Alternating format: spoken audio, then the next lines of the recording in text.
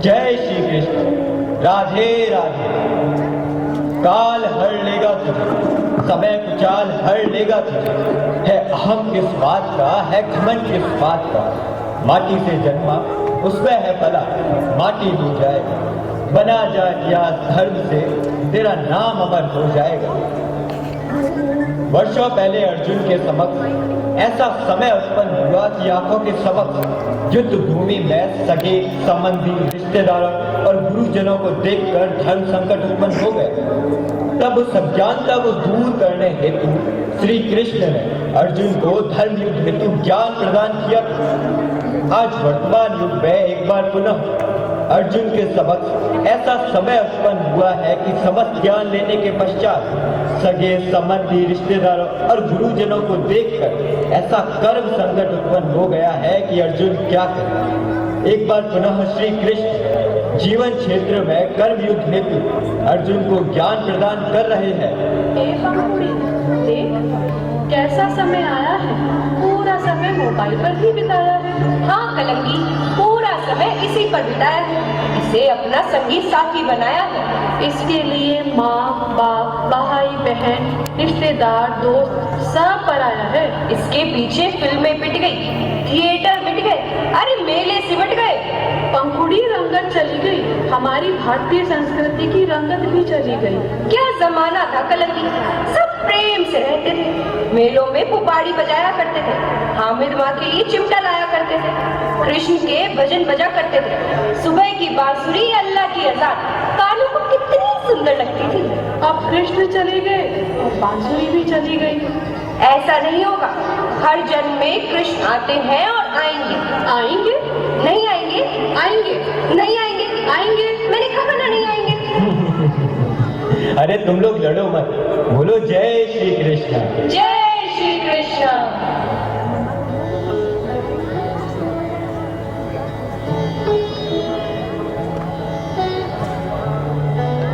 अद्वितीय शक्ति, अलौकिक सुंदरता, असीमित प्रकाश पुंज, असाधारण मस्तिष्क, वज्र और अनोखी शक्तियों से सुसज्जित ताकत, नीति नियम सिद्धांतों पर चलते हुए उनके कदम स्नेह और प्रेम का विशाल समुद्र हृदय में समेटे कदम दर कदम धर्म की पताका लिए ईश्वरीय अवतार कृष्ण। जब जब हुई धर्म की हानि, कृष्णा ने जन्म की ठानी।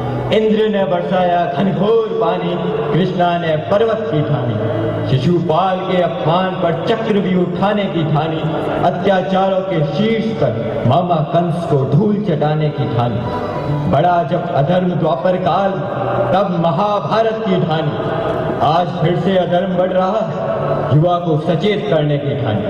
कर्म कर, धर्म कर, सामना कर, बढ़ कर्तव्य पथ पर, स्त्री सम्मान कर, राष्ट्र के लिए कर, शांति के लिए कर, कर्म कर।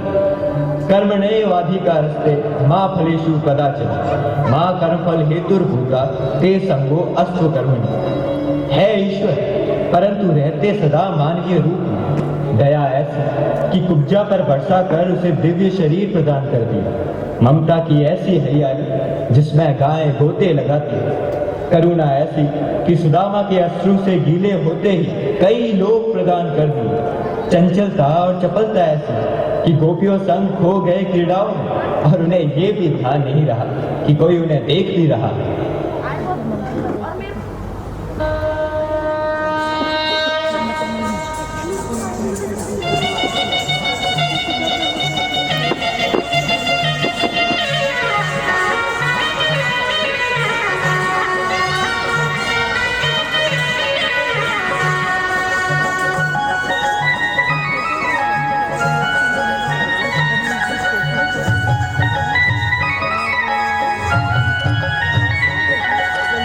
चक्रधारी बजे बांसुरी तारी, सजे मोर पंखुरी गोवर्धन गिरधारी।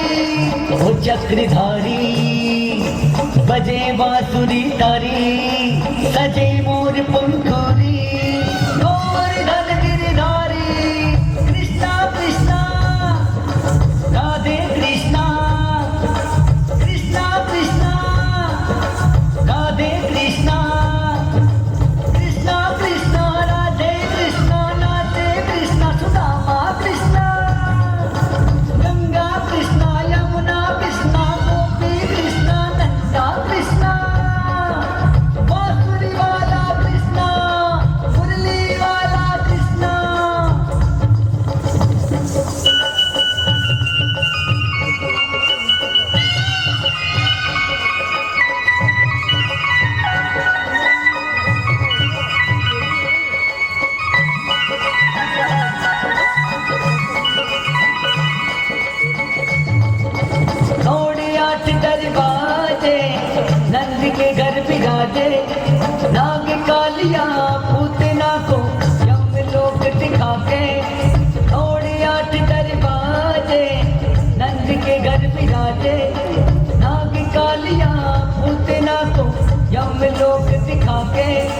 भक्तों संग होली खेला, निराली तेरी लीला।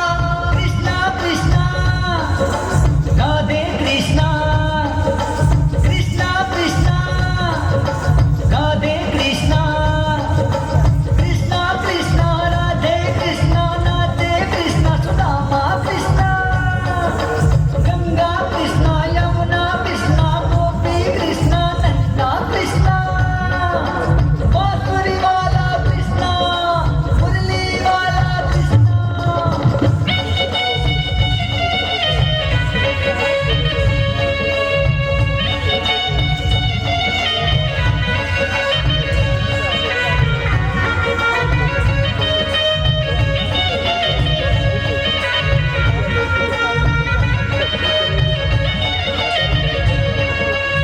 अज्ञानी अर्जुन को धर्म उपदेश सुनाया, करे अपराध अधर्मी सर्वनाश कराया।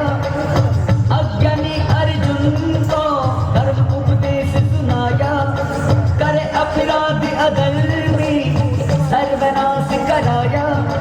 बजे बांसुरी प्रेम की विराट रूप दिखाया। कृष्णा कृष्णा राधे कृष्णा, कृष्णा कृष्णा राधे कृष्णा, कृष्णा कृष्णा राधे कृष्णा, नाचे कृष्णा सुदामा कृष्णा, गंगा कृष्णा यमुना कृष्णा, गोपी कृष्णा नंदा कृष्णा, बांसुरी वाला कृष्णा, मुरली वाला कृष्णा।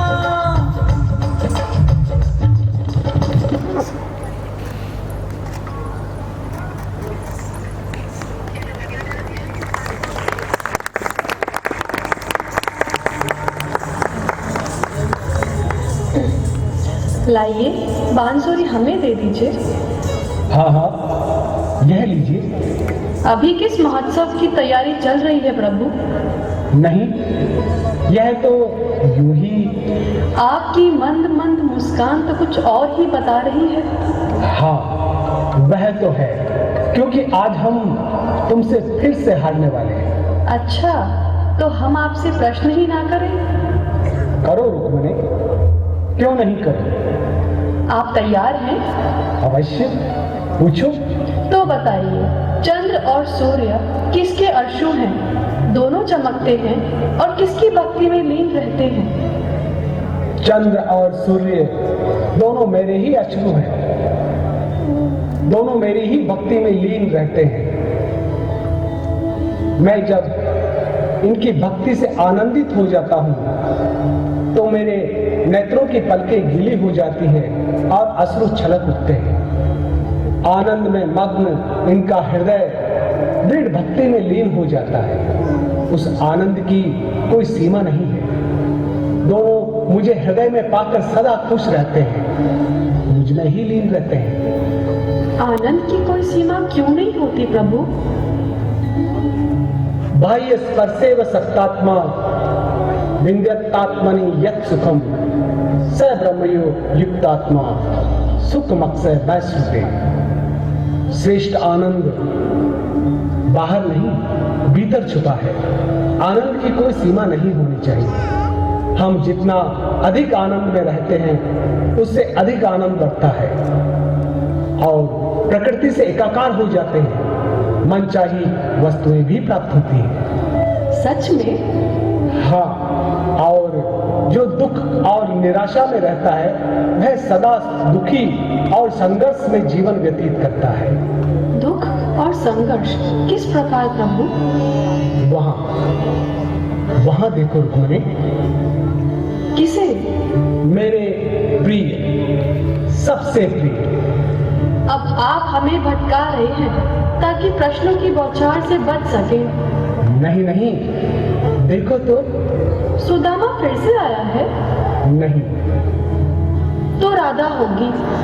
नहीं। गोवर्धन? बिल्कुल नहीं। द्रौपदी होगी? अरे कहाँ। जरूर कालिया नाग ने फिर से कोई उत्पात मचाया होगा। बिल्कुल नहीं। तो कोई गोपी आपकी आराधना में लीन हो गई है प्रभु। नहीं तो जरूर गाय होंगी। नहीं रुक्मणे, पहचानो तो। ये कौन है प्रभु?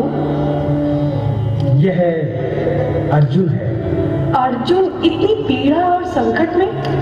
हाँ रुक्मणे, आपने अर्जुन को धर्म और कर्तव्य योग के साथ शांत मन रखते हुए कठिन परिस्थितियों में भी सामना करने का साहस प्रदान किया है, फिर इसमें आज इतनी निराशा क्यों? नहीं रुक्मणे, यह वह अर्जुन नहीं है, यह इसका बदला हुआ रूप है। निराशा तो स्वयं जन्म लेती है। जिस प्रकार हमारे चारों ओर गंदगी जन्म लेती है, वैसे ही अर्जुन निराशा में डूबा हुआ है। ऐसा क्यों प्रभु? ऐसा इसलिए कि जब जीव देह को छोड़ देता है तो उसकी स्मरण शक्ति भी नष्ट हो जाती है और समस्त ज्ञान की कड़ी भी छूट जाती है। यह भी सब कुछ भूल चुका है, लेकिन रुक्मणी भक्ति नहीं बदली। हमें भटकाए नहीं प्रभु। आज का आखिरी प्रश्न पूछूं? पूछो रुक्मणी। स्त्री जाति कितना ही श्रृंगार करती है, फिर भी उसे श्रृंगार रस उत्पन्न क्यों नहीं होता प्रभु? यह तो अति विचित्र प्रश्न है। तो उत्तर दीजिए। स्त्री का श्रृंगार तभी पूर्ण होता है जब कोई उसकी भरी भूरी प्रशंसा करे। बिल्कुल सही। आज आपने हमारी भरी भूरी प्रशंसा नहीं की। अवश्य करेंगे रुक्मणी। आप जैसी सुंदर स्त्री समस्त द्वारकापुरी में तो क्या, समस्त भूलोक में नहीं है। सच में खुश कर दिया आपने आज हमें। हाँ, देखो तो अर्जुन को। प्रभु, उसका संकट मुझसे नहीं देखा जाता। इसके जीवन में क्या मेहनत ही लिखी है, क्या संकटों से जूझना ही लिखा है? जिसका सारथी स्वयं श्री कृष्ण हो, उसे भी संकटों से जूझना पड़ेगा। हाँ रुक्मणी, अर्जुन तो लाखों करोड़ों में एक ही होता है, अपने लक्ष्य पर अडिग रहने वाला। नीति इसकी परीक्षा लेती है। जैसे दूध से दही बनता है, दही से मक्खन और मक्खन से घी निकलता है, उसी प्रकार कर्म से मेहनत, मेहनत से धैर्य और धैर्य से सफलता। अर्जुन का लक्ष्य भी सफलता है, चरम सफलता। आपकी लीला आप ही जानो प्रभु। शिष्य की परीक्षा लेते हैं, कभी उसके सारथी बन जाते हैं, कभी मित्र बनकर सहायता करते हैं। अब जहाँ वह असमंजस में है तो उसकी सहायता क्यों नहीं करते? ऐसे कौन से युग का आरंभ है? कलिनम दोष निधिम पापम सत्संगेन विनश्यति नहीं कलो नहीं कलो नहीं कलो हरि कीर्तना। कलयुग पापों का भंडार है हमारे। यहाँ सत्संग से ही ज्ञान प्राप्त होता है, लेकिन अभी तो कलयुग का आरंभ ही हुआ है रुक्मणी। यहाँ भाई भाई की नहीं मानता, पुत्र माता की नहीं मानता, पिता की नहीं सुनता, पति पत्नी के बीच बनती नहीं है, सदा क्लेश रहता है। सास बहू की मानसिक हिंसा चरम पर है। बहू पति पर अधिकार जताकर माता पिता को अनाथाश्रम में भेज रही है। पड़ोसी पड़ोसी को देखना पसंद नहीं करता। यहाँ हर मानव दूसरे मानव का विनाश करने पर तुला है। खाने में मिलावट करके, हवा को प्रदूषित करके, शारीरिक व्याधियां देकर चारों तरफ हाहाकार मचा है। ऐसे में अर्जुन ही क्या, हर युवा असमंजस में है कि मैंने ज्ञान तो प्राप्त कर लिया, अब क्या करूं? तो प्रभु, हर बार नया अवतार लेकर ऐसे विनाश को आप दूर करते हैं, इसे भी दूर क्यों नहीं करते? क्यों नहीं करता रुक्मणी? यदा यदा ही धर्मस्य ग्लानिर्तो भवति भारत अभ्युत्थानम अधर्मस्य तदात्मानं सृजाम्यहम्। जब जब धरती पर अधर्म बढ़ा है और यहाँ पाप का घड़ा पूर्ण हुआ है, तब तब मैं नए अवतार में जन्म लेकर इस विनाश से धरती को दूर रखता हूँ। मुझे जब जहाँ धरती पर कोई भी स्मरण करता है मैं वहाँ चला जाता हूँ। प्रभु, उस पृथ्वी पर तो सभी उत्सुक हैं, सभी स्मरण करते हैं आपको। हाँ रुक्मिणी, जो मुझे स्मरण करता है वह सदा आनंद में ही रहता है।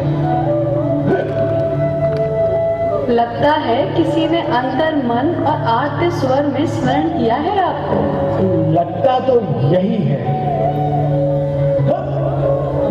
देखो तो कोई लगातार स्मरण कर रहा है। तो फिर धरती पर जाने वाले हैं।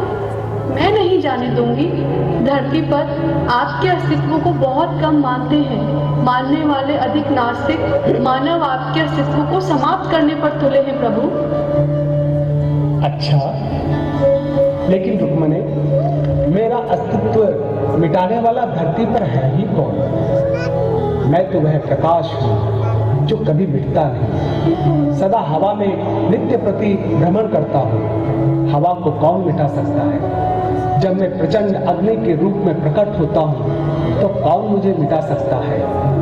जो कोई ऊपर की ओर देखता है, अनंत गगन और अनंत ब्रह्मांड मैं ही तो हूँ। इसे कौन मिटा सकता है? सर्वलोक में मैं ही तो हूँ। देखो तो मुझे फिर से स्मरण किया है अर्जुन ने। नहीं, मैं नहीं जाने दूंगी। ठीक है, नहीं जाऊंगा।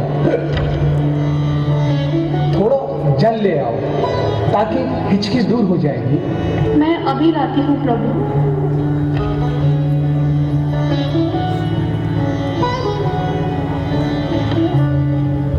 यह छलिया मीठा बोलकर मति हर ही लेता है और विरह की वेला हमें हर लेती है।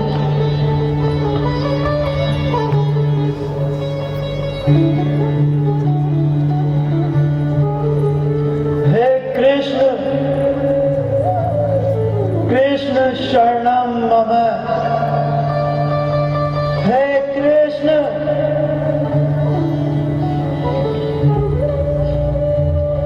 पंखुड़ी, यह तो अर्जुन जैसा लगता है। अर्जुन? हाँ, अर्जुन आज फिर से धरती पर संघर्ष करता हुआ दिखाई दे रहा है। नहीं नहीं, ये अर्जुन नहीं है। अरे, अभी इसने कृष्णा का नाम लिया। अब कौन से प्रभु धरती पर अवतार लेने वाले? जानते नहीं हो कितने मंदिर हैं, कितने मठ, फिर भी अत्याचार कितना बढ़ गया है। कुछ भी असंभव नहीं है पंखुड़ी। जहाँ सत्य है वहीं श्री कृष्ण भी हैं। हे प्रभु, मेरी नौकरी कब लगेगी? मेरा घर कब बनेगा? मेरी कार कब आएगी प्रभु? और मेरा विवाह कब होगा? कब होगा प्रभु? कब कब कब? क्या मैं यूं ही उम्र भर संघर्ष करता रहूंगा? आपके दर्शन नहीं होंगे?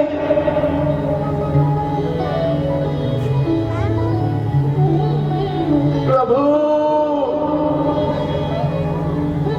कब होगा प्रभु? कब कब कब? क्या मैं यूं ही उम्र भर संघर्ष करता रहूंगा? आपके दर्शन नहीं होंगे?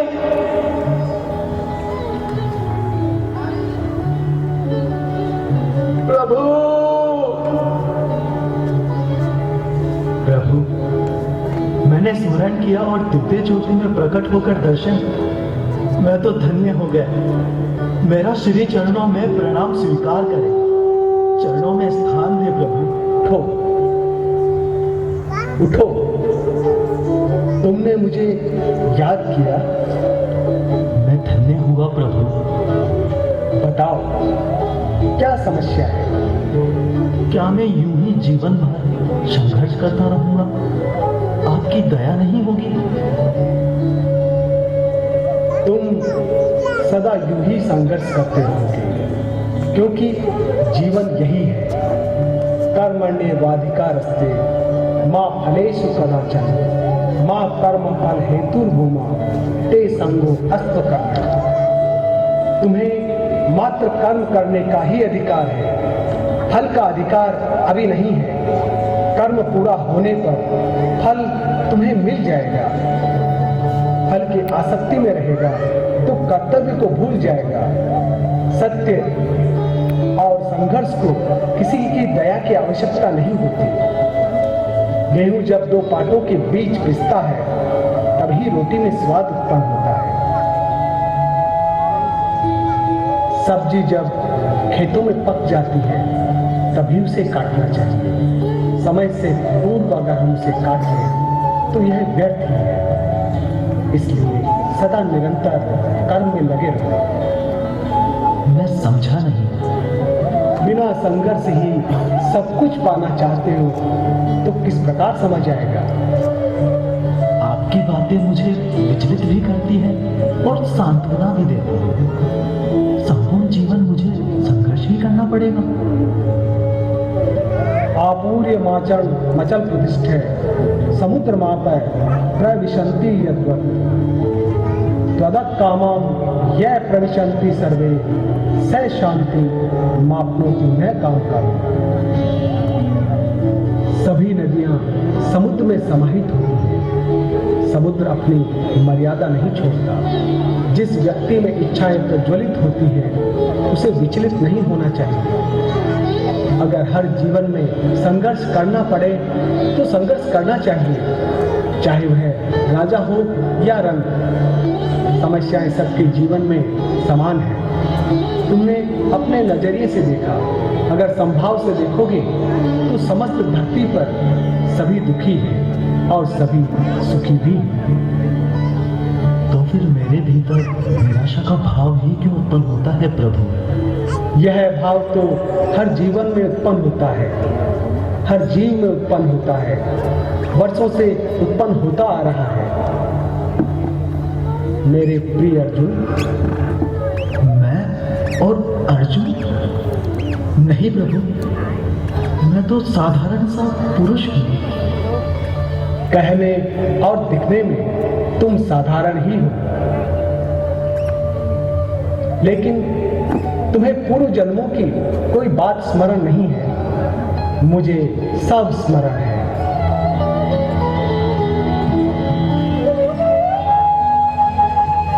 मरे हुए जीवों को मारोगे तो तुम्हें पुण्य ही मिलेगा। अब कुछ स्मरण आया? हाँ केशव, याद आया। आपने मुझे छूकर सब कुछ याद दिला दिया। हे केशव, मैं सदा मूर्ख रहा हूँ। आपका स्मरण ही मेरे मन में प्रकाश फैलाता है। मुझ जैसे अज्ञानी में स्फूर्ति, उत्साह, चेतना और ज्ञान देता है। हाँ अर्जुन, मुझे ऐसा सत्य वचन, निष्कपट, स्पष्ट वक्ता सदा प्रिय होता है। तुम्हारा मन सदा पूर्ण निश्चल से भरा हुआ है, इसीलिए तुम मुझे अति प्रिय हो। तुम्हारे अंदर अहंकार, लोभ, मोह, विवेकहीनता, प्रतिशोध, जघन्य हत्या, अन्याय, गलतियां, स्त्री अपमान और ज्ञान का दुरुपयोग करने का भाव नहीं है। जो दुर्योधन, शकुनी, धृतराष्ट्र, शल्य, शिखंडी, कृपाचार्य, द्रोणाचार्य, भीष्म, दुशासन, अश्वत्थामा और माता गांधारी के 100 पुत्रों में था। इसीलिए तुम मुझे सबसे अधिक प्रिय थे। आज इस 21वीं सदी में भी तुम मुझे अति प्रिय हो और युग युगांतर तक रहोगे। हे केशव, मेरे मन में एक शंका थी। किस बात की अर्जुन? केशव, हर युग में आपने सदा मेरे अविवेक को जानकर सही विवेक प्रदान किया, परंतु कभी भी उन्हें ज्ञान प्रदान नहीं किया जिन्हें वास्तव में जानने की आवश्यकता थी। ऐसा नहीं है द्रौपदी। मैं जन्म लेने वाले छोटे से बालक से लेकर मृत्यु सैया तक पहुंचने वाले प्रत्येक प्राणी के मन मस्तिष्क में सदा ज्ञान प्रदान करता हूँ, क्योंकि मैंने भी बचपन में माँ से डांट पाकर ही ज्ञान प्राप्त किया था। किस प्रकार केशव? आप तो सदा ज्ञानी रहे हैं। हाँ अर्जुन, परंतु बचपन बचपन ही होता है। बचपन में दही की हांडी चुराया करता था और गोपियां माँ यशोदा से जाकर शिकायत करती। मैं उनकी मटकियां भी फोड़ देता था और दंड स्वरूप माँ यशोदा से वह मिलता जो अनंत था। देखो। कान्हा, कहाँ गया कान्हा तू? सामने आ जा, नहीं तो आज तेरी वो पिटाई करूंगी कि बस। देख, मक्खन आ गया। नहीं आएगा तू? कहाँ छुपा फिरेगा? आज तो रस्सी से बांधकर पूरे 2 रात्रि रखूंगी। इतना बड़ा हो गया है, तुझे लाज नहीं आती? आजा, मक्खन खा ले, सामने आ। ऐसे नहीं आएगा वो, डर कर छुप गया है, बहुत लंपट है। अच्छा, पकड़ के लाऊं उसे जरा? आ गया माँ, आ गया। तू क्यों विवश हो रही है? तू स्मरण करती है, मैं तो सदा तेरे पास ही तो रहता हूँ। मैं डरता नहीं हूँ, क्योंकि तूने मुझे डरना सिखाया ही नहीं। आज क्या किया था तूने? क्या किया था मैया? मैं तो कहीं गया ही नहीं। गाय छोड़कर बरगद की ठंडी छांव में लेटकर अपनी बांसुरी की तान को और दिखा रहा था। यह क्यों आई है? ये तो इससे ही पूछो, क्या शिकायत करने आई है? क्या हुआ रत्ने? यशोदा मैया, तेरे इस कान्हा ने ना उत्पात मचा रखा है। जब भी कोई गोपी मटकी में पानी लेकर आती है तो ये उसे फोड़ देता है। आज मैं तीसरी बार नई मटकी लेकर आई थी, इसने उसे भी फोड़ दिया। मेरा पति मुझे मारता है, घर वाले उठाना देते हैं कि तू कान्हा के घर जाकर शिकायत कर, इसीलिए आज मैं यहाँ आई हूँ। मैया, आज नहीं तो छोड़ना नहीं। कोई माँ, थोड़ा धीरे तो पकड़ो, बड़ी पीड़ा होती है। अच्छा, पीड़ा होती है? हाँ माँ, अगर कान ही निकल गया तो तेरा बेटा एक कान का ही घूमेगा ना, पता है ना? अच्छा, अब फोड़ेगा मटकी? मैंने कहा फोड़ी। अच्छा, ये ले। माँ को शिकायत करती है। ले, तेरी ये मटकी भी फोड़ देता हूँ। आज मैं फोड़ती हूँ तुझे। अरे नहीं माँ, अरे नहीं, अब नहीं फोड़ूंगा माँ।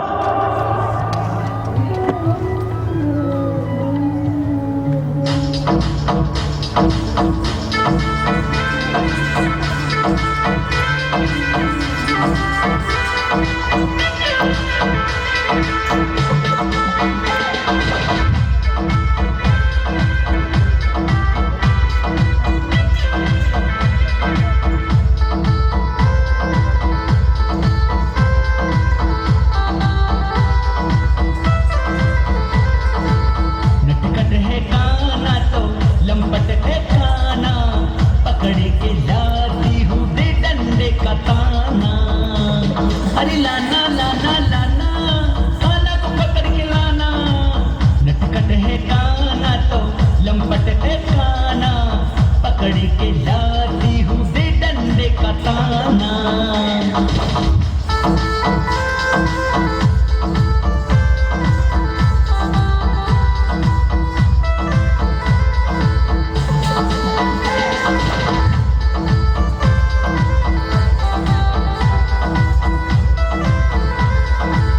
गाई न चराई तूने, गोपी क्यों सताई, पनगट पे जाके तूने मटकी क्यों गिराई। गाई न चराई तूने, गोपी क्यों सताई, पनगट पे जाके कान्हा मटकी क्यों गिराई। दही तो काया सही चोरी क्यों कराई। नटखट है कान्हा तो लंपट है कान्हा, पकड़ के लाती हूँ दे डंडे का ताना।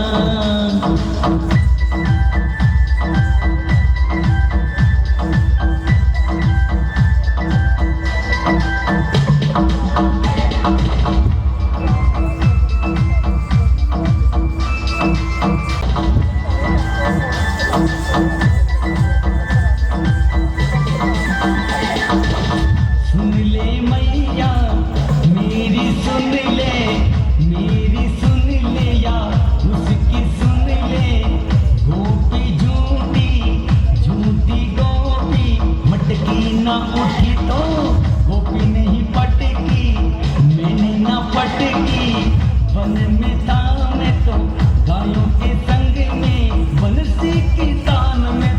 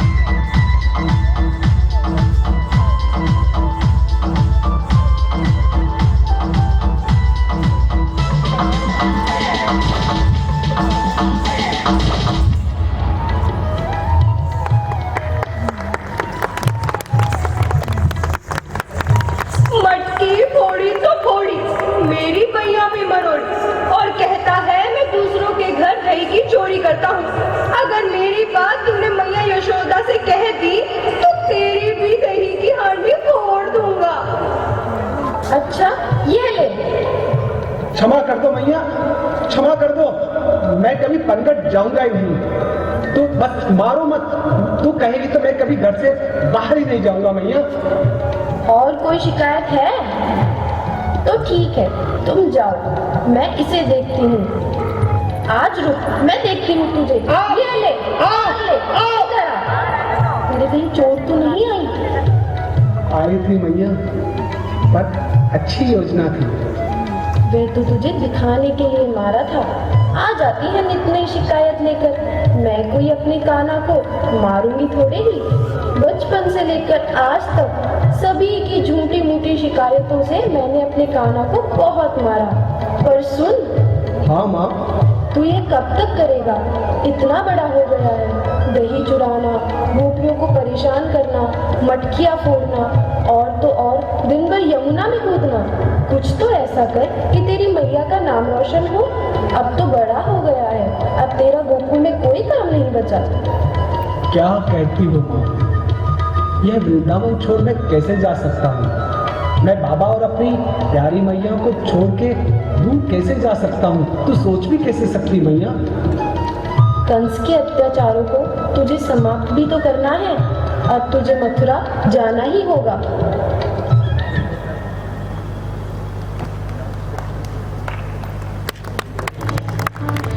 यह तो कुछ भी नहीं अर्जुन।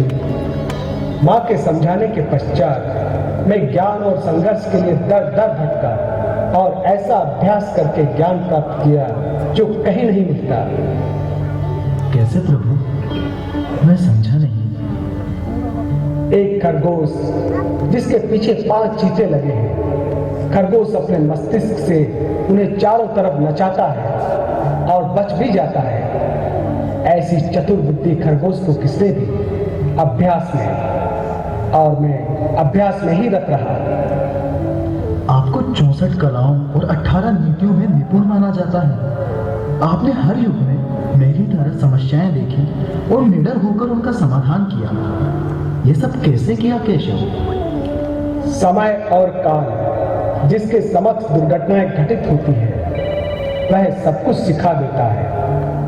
गर्भ में रहते हुए मेरे पिता और माँ पर कठोर संकट, नन्ही सी जान को विष कन्या से वज्र प्रहार, बचपन में कालिया नाग से दुश्मनी, सभी के द्वारा मुझे चोर बनाकर चिढ़ाना, इंद्र का वर्षापात। अर्जुन, जीवन बड़ी ही कठिनाइयों से निकला।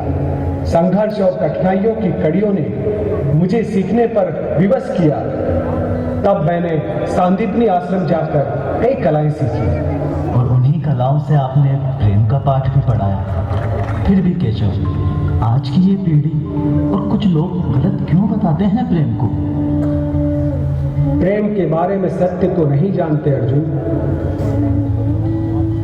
प्रेम और विवाह का कुछ भी ज्ञान नहीं है उन्हें। हाँ, अपने जीवन में प्रेम जरूर करेंगे, जीवन भर करना चाहेंगे और जीवन बसाना भी चाहेंगे। स्वयं सब कुछ करेंगे, लेकिन यदि कोई अन्य कुछ भी करे तो उसे बुरा ही बनाएंगे। यही तो कुछ लोगों की प्रवृत्ति है। प्रेम तो आत्मा है जो 2 शरीर से निकलकर एक हो जाती है। भला आत्मा से कोई विवाह कैसे कर सकता है? यही मुझे राधा ने सिखाया। तो राधा ने विवाह के लिए मना क्यों किया केशव? वह तो तुम स्वयं ही पूछ लो राधा से।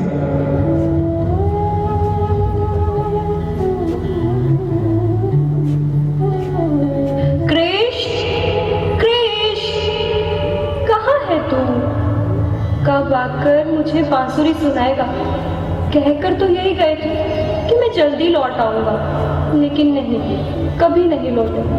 कब मेरे हृदय को तेरे शब्द सुनाई देंगे कि आ राधा आ, मैं सदा के लिए तेरा हो गया हूँ। आ राधा आ, मैं सदा के लिए तेरा हो गया हूँ। नहीं, मैं कोई स्वप्न देख रही हूँ। नहीं राधा, मैं ही हूँ। सच? मुझसे यूं दूर ना जाया करो। विराग की बेला काटी नहीं जाती। हर होली जब कोई रंग लगाता है तो रंग भी काटने लगता है।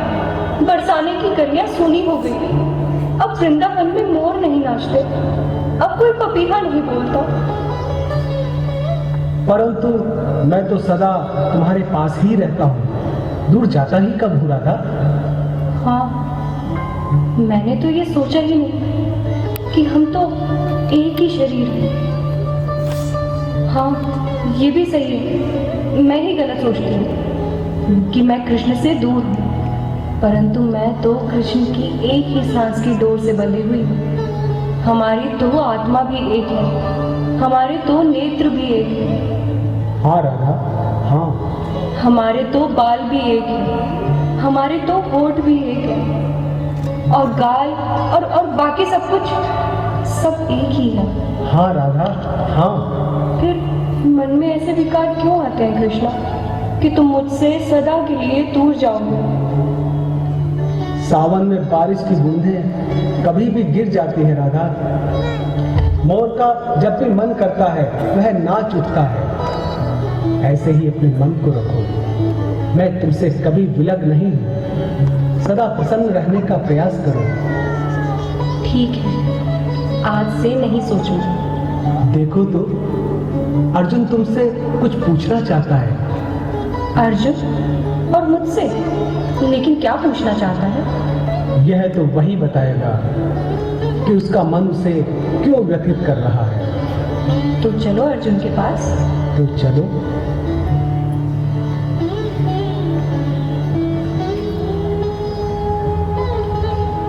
प्रणाम राधा जी। प्रणाम अर्जुन। कौन सी बात तुम्हारे मन को उद्वेलित कर रही है? आपने कृष्ण से प्रेम किया, फिर विवाह के दिन मना क्यों किया? प्रेम तो शरीरों की आत्मा का मिलन है। फिर तो विवाह कर लेना चाहिए था ना। कृष्ण को दूसरे हाथों में सौंपने से आपका हृदय नहीं फटा? क्यों फटेगा ये? विवाह तो मेरा ही था। कृष्ण खुश तो मैं खुश, फिर कैसी वीरानी, कैसा दुख।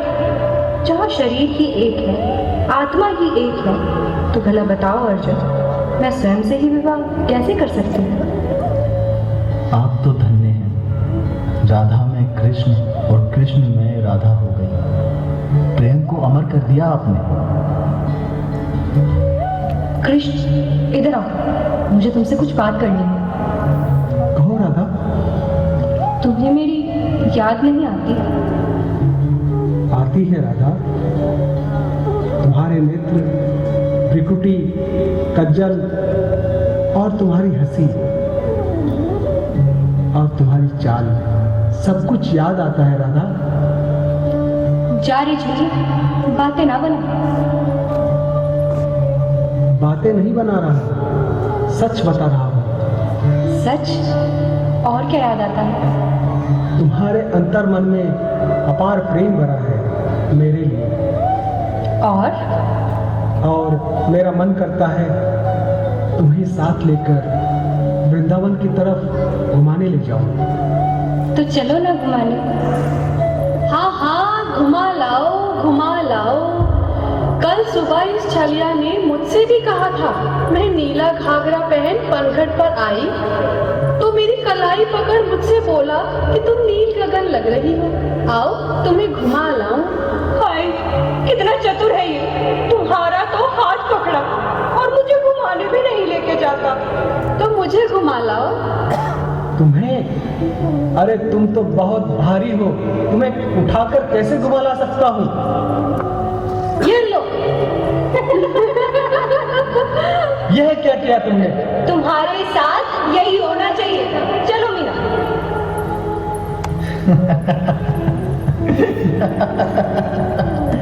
फिर केशव, कभी गोपियों संग गए? नहीं अर्जुन, वह तो मात्र एक समय का संयोग था जो पीछे छूट जाता है। जब कर्म पथ पर आगे बढ़ा जाता है तब पीछे के सभी संयोग पीछे ही छूट जाते हैं। एक बात और पूछना चाहता हूँ केशव। हाँ हाँ, पूछो। सबसे अधिक आनंद कहाँ उत्पन्न होता है? कौनते, सबसे अधिक आनंद मुझे अपने संगी साथियों के संग माखन क्रीड़ा में उत्पन्न होता है। होरी पर माखन से भरी मटकियों को टोली संग मिलकर तोड़ता। अपनी टोली में बड़ी एकता थी। ऐसी मित्र मंडली कि हम सब मिलकर आनंद में रहते थे। एक बार हमारी टोली ने गुजरी के घर जाकर माखन की हांडियां चुरा ली और हांडियां लेकर हम जंगल की ओर निकल पड़े। हमारे पीछे पीछे गुजरी भी लठ लेकर पहुंच गई और जो हमें लठ से बजाया, बस पूछो मत अर्जुन। और उसके पश्चात हमें प्यार से माखन भी खिलाया। ऐसा क्यों केशव? क्योंकि गुजरी को हमारे भोले भाले चेहरे देखकर हम पर बड़ी दया आ गई और हमें अपने हाथों से माखन खिलाया।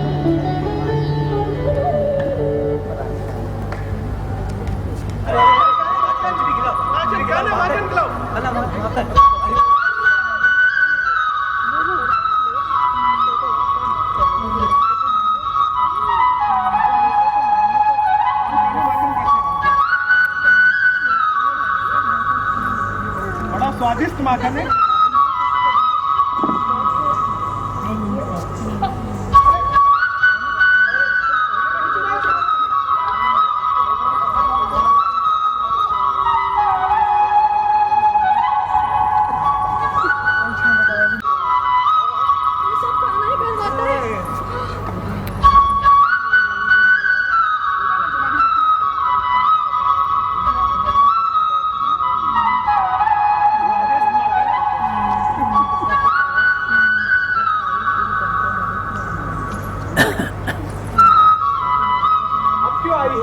सबके भोले भाले चेहरे की देखकर मुझे तो नहीं लगता कि चोरी तुम्ही ने की है। चोरी करना बुरी बात है। तुम्हें माखन ही खाना था तो मुझे कहते, मैं अपने हाथों से खिलाती माखन। लाओ, ये लो, ये ले, तू भी खा। बदमाश कहीं का, ले, बहुत मारा ना। लो बेटा, तुम भी खाओ। मारूंगी नहीं, माखन खिला रही हूँ। लो, तू भी खा बेटा। और भी माखन खाना हो तो मेरे घर आ जाना, ऐसे चोरी नहीं किया कर। लो, खाओ माखन आराम से।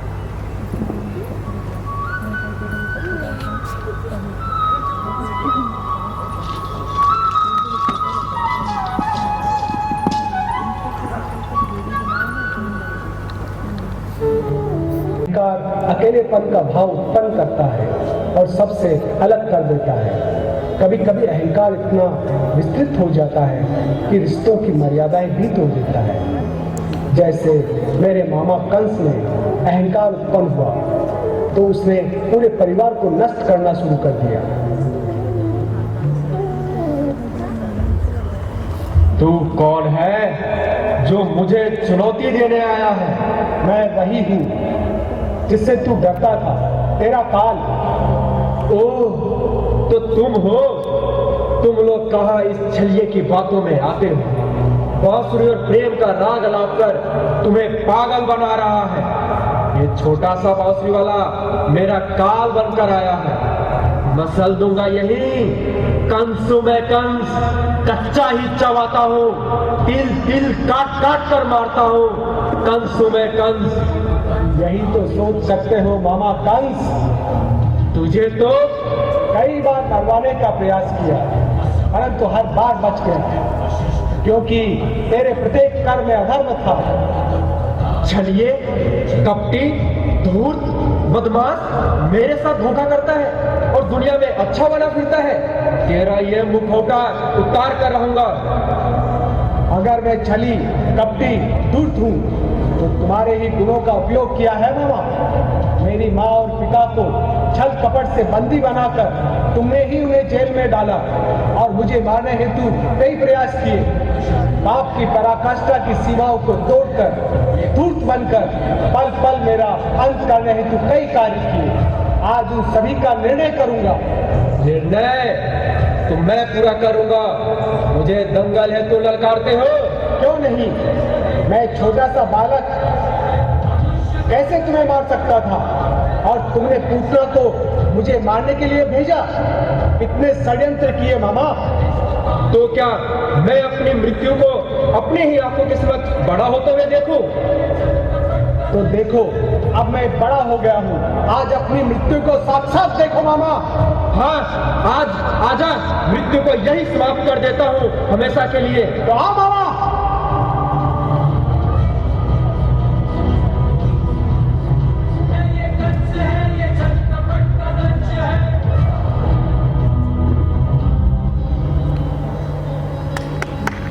जय हो केशव, आपने अपने बाहुबल और चतुर नीतियों से कई दुष्ट योद्धाओं को समाप्त कर दिया। हाँ कौनते? केशव, क्रोध कब करना चाहिए? क्रोध तब करना चाहिए अर्जुन, जब अनीति, अधर्म और सीमाएं अधिक बढ़ जाए। तब अंत में स्वयं के क्रोध को बढ़ाना चाहिए। कभी भी इतने निर्बल नहीं होना चाहिए कि स्वयं का अस्तित्व ही समाप्त हो जाए। तभी आपका क्रोध ताड़का, पूतना, शक्टासुर, नरकासुर, शिशुपाल को मृत्यु मुख में पहुंचाने पर क्रोध चरम पर था। पितामह भीष्म पर भी आपने रथ का पहिया उठाया था। हाँ अर्जुन, क्रोध निरर्थक नहीं है। गलत पर विरोध करना या अति हो जाने पर क्रोध करना आवश्यक है, वरन सभी निर्बल तो समझते ही हैं, स्वयं का भी अहित होता है और आत्मसम्मान समाप्त हो जाता है। जिसका आत्मसम्मान समाप्त हो जाता है वह जीते जी मृत्यु को प्राप्त हो जाता है। हे केशव, आपने सभी की रक्षा के लिए गोवर्धन को भी उठाया और इंद्र के अहंकार को तोड़ गांव वालों की रक्षा की। हाँ कौनते, इंद्र का अहंकार तोड़ना अति आवश्यक था। गांव वालों और गोवर्धन ने मुझे 8 स्वर में पुकारा। मैं आपका वो रूप फिर से देखना चाहता हूँ केशव। किस प्रकार आपने गोवर्धन को उठाया? तो देखो अर्जुन, मेरा वह रूप फिर से देखो।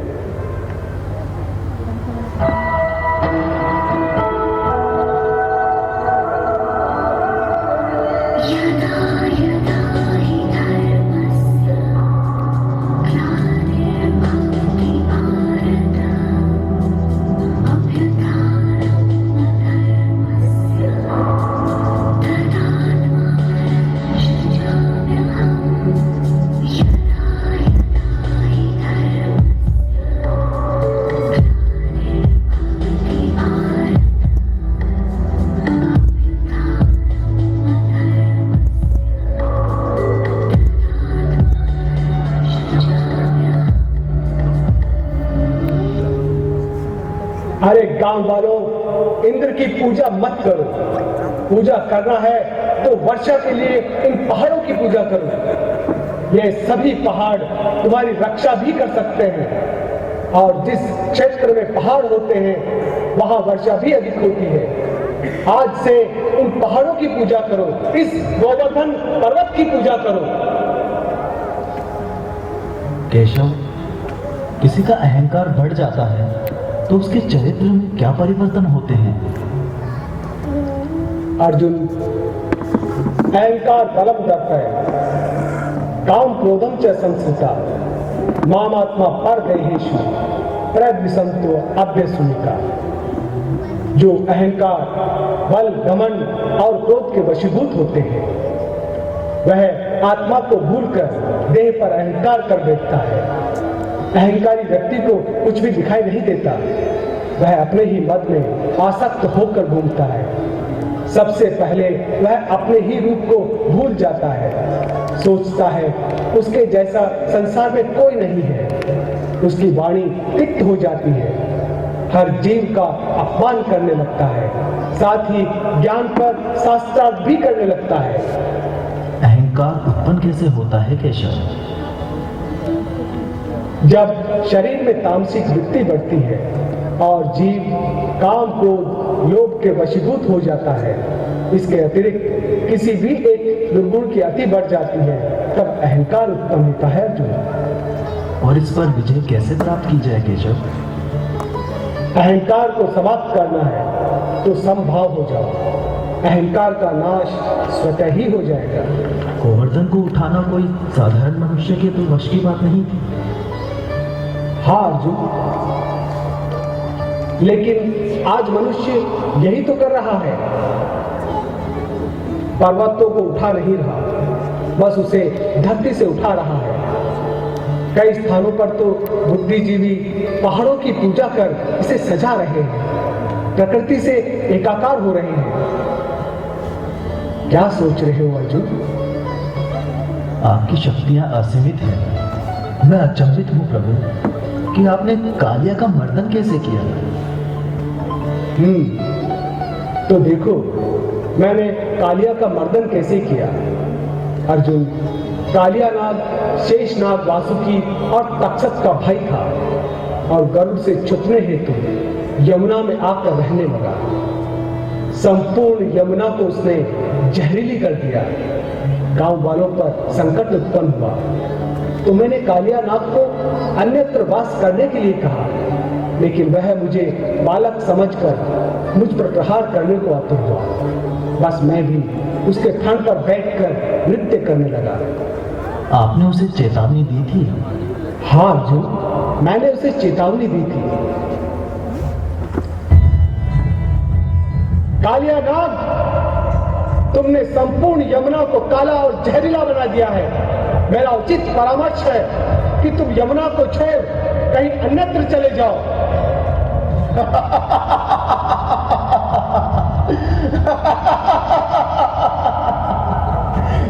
पूछ, मेरी पूछ के बराबर होकर मुझे ही परामर्श दे रहा है। अगर फटका दिया ना तो पहाड़ों में जाकर गिरेगा। तो इस तरह नहीं मानेगा तू। मैं तुझे उचित परामर्श देता हूँ। यदि जीवित रहना चाहता है तो अभी का अभी यमुना से बाहर निकल जा, नहीं तो पहले ही तू मेरी तरह काला है। मेरे जहरीली दंश से और काला पड़ जाएगा, यमराज भी नहीं पहचान पाएंगे।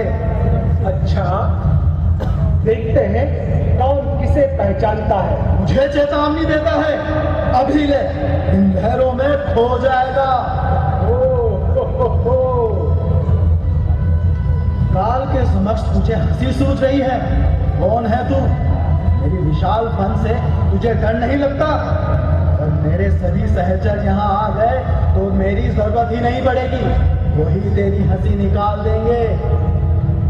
अच्छा कालिया, एक तो तुझे डर है गरुड़ राज का, इसीलिए छुपता हुआ बचता हुआ यहाँ यमुना में आकर शरण ली। अगर मैंने यमुना से फेंक दिया तो फिर तेरी जगह कहाँ होगी, इसीलिए हंसी आ गई। तुझे कैसे पता कि मैं यहाँ आकर छिप रहा हूँ? छिपने वाला जीव ही तो इतनी गंदगी फैलाता है। मेरी सारी गौएं पानी देखकर ही चली गई, किसी ने पानी को छुआ तक नहीं। धीरे धीरे यमुना का रंग बदलने लगा तो गांव वाले भी सतर्क हो गए। मैं तुझे आखिरी बार चेतावनी दे रहा हूँ, तू अपने समस्त वंश के साथ यह स्थान छोड़ दे। अच्छा, मुझे चेतावनी देता है? इसी समय तुझे यमलोक दिखाता हूँ। तो देर किस बात की?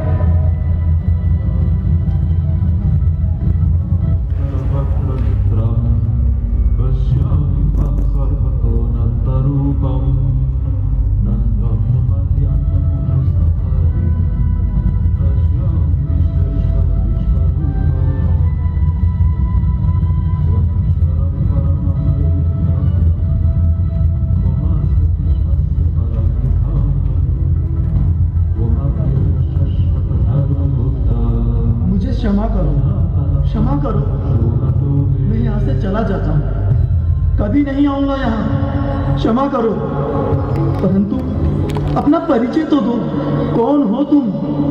मैं वासुदेव पुत्र कृष्ण, माँ यशोदा का कान्हा। हाँ, माँ यशोदा का कान्हा। तो पहले ही परिचय दे देते, मैं चला जाता। सुना था तुम्हें मारने बाल्यकाल में पूतना भी आई थी, उसे तुमने हंसते हंसते ही मार डाला। मुझे क्षमा कर दो।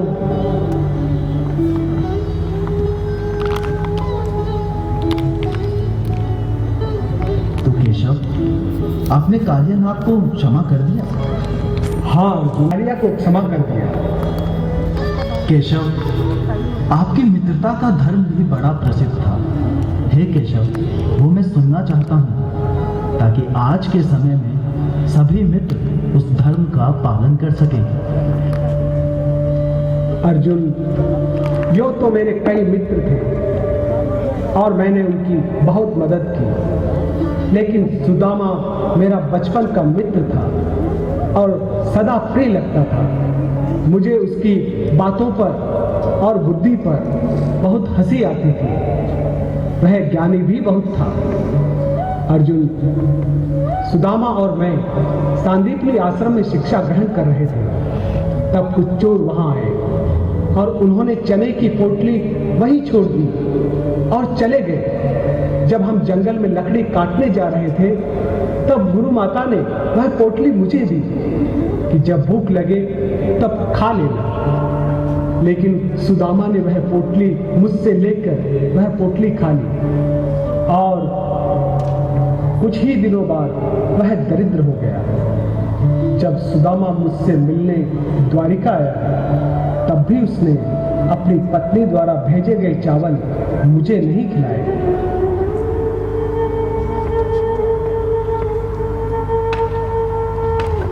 कैसे नहीं खिलाना चाहता था कृष्ण, कैसे नहीं खिलाना चाहता था।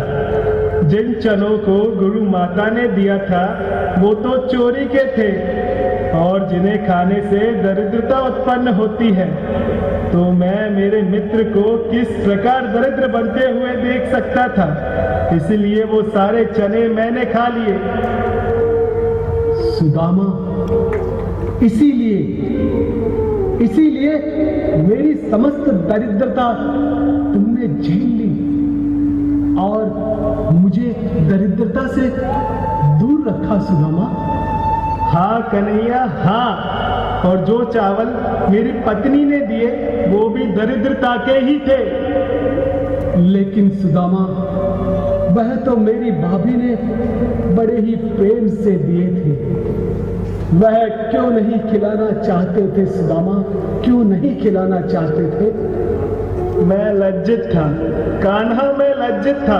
मैं द्वारकाधीश को, जो रोज स्वादिष्ट व्यंजन करता है, उन्हें सूखे चावल किस प्रकार खाने को दे सकता था। यही तो सुदामा, तुमने मेरा हृदय जीत लिया। मित्र तो वह है जो अपने मित्र पर आए हुए संकट को छीन लेता है। स्वयं का जीवन दरिद्रता में करके मित्र को राजा बना देता है, और प्रेम और लज्जा के कारण वह अपनी समस्या भी नहीं बता पाता। सुदामा, कृष्ण, सुदामा, कृष्ण।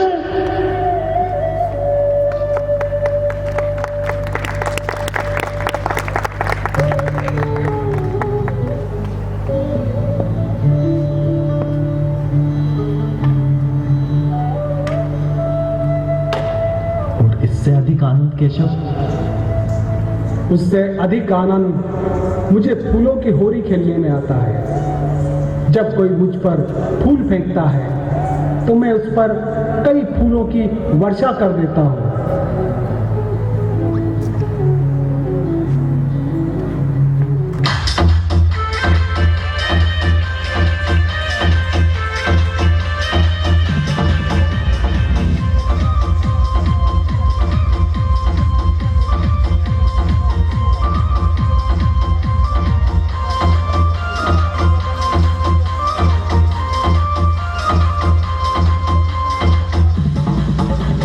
खेलूं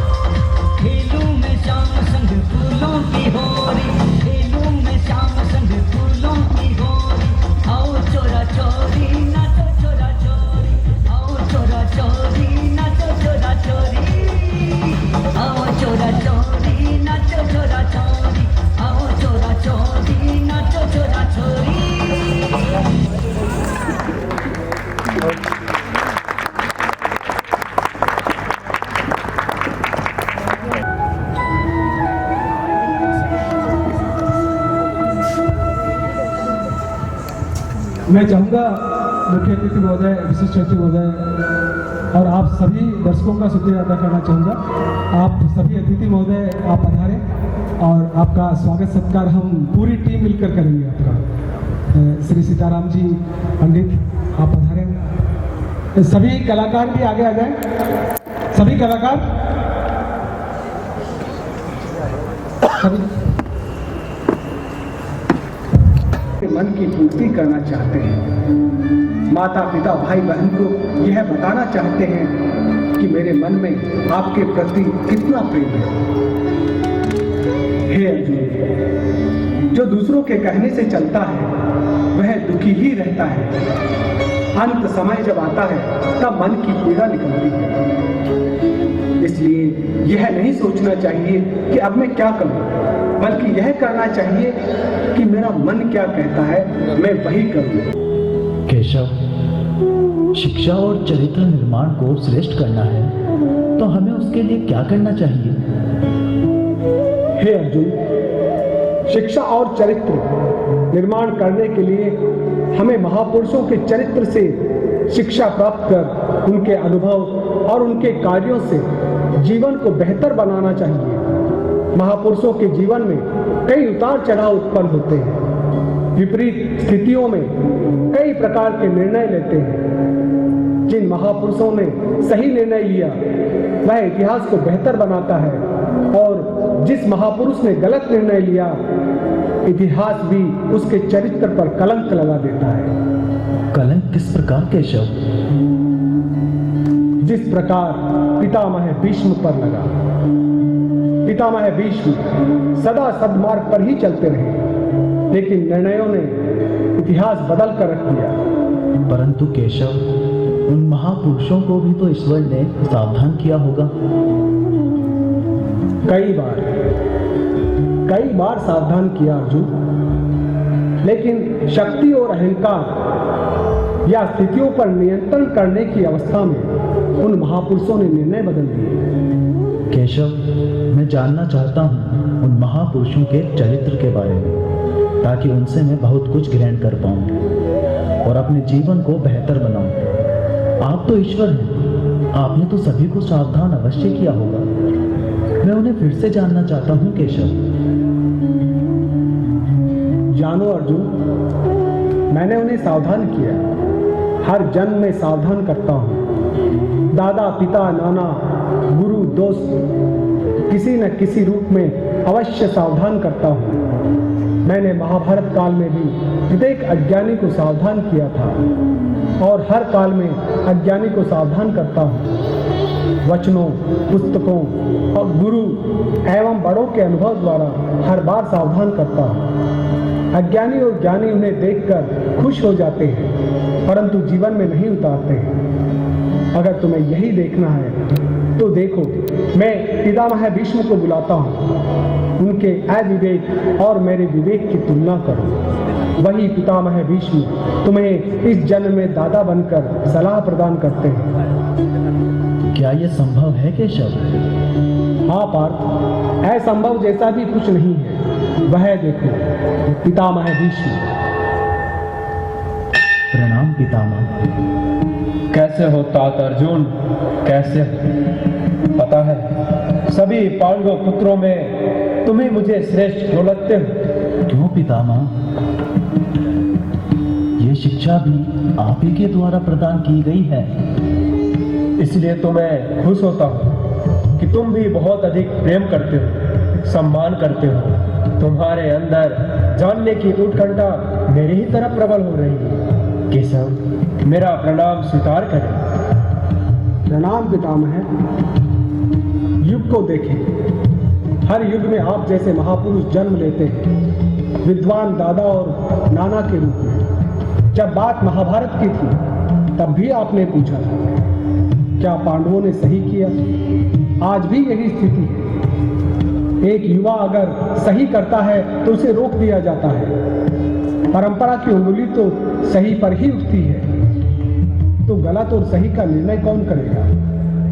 जब धर्म और सत्य की बात होती है तब आंखें बंद कर ली जाती है। नहीं होता पितामह, महाभारत का युद्ध आपके कंधों पर जन्म ही नहीं लेता अगर अंबिका का हरण आपने नहीं किया होता।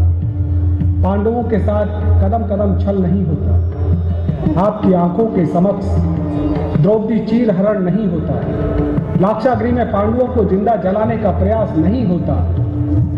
सत्य को एक गांव मिल जाता तो क्या महाभारत होती? रुक जाओ केशव, तुम्हें कुछ नहीं पता। अंबिका के हरण में मेरी परिस्थितियां ही वैसी थी। पांडवों के साथ छल हुआ, मैंने उस छल कपट का विरोध किया। द्रौपदी चीर हरण में मैंने ही महाराज को चेतावनी दी। लाक्षागृह, अज्ञातवास और पांडवों के प्रति हर एक गलती पर महाराज धृतराष्ट्र को मैंने ही चेतावनी दी। परंतु मैं विवश था हस्तिनापुर के बिखरते हुए साम्राज्य से। तो क्या पितामह साम्राज्य चलाने के लिए अधर्म का सहारा लेना होगा? नहीं पुत्र, सत्य मिटता नहीं है। जैसे मुझ पर कलंक लगा, समय और परिस्थितियां सभी के साथ चलती हैं, जिसमें गलतियां हो जाती हैं। कैसी परिस्थितियां पितामह? मैंने ही काशीराज की पुत्रियों का अपहरण किया और विवाह नहीं किया।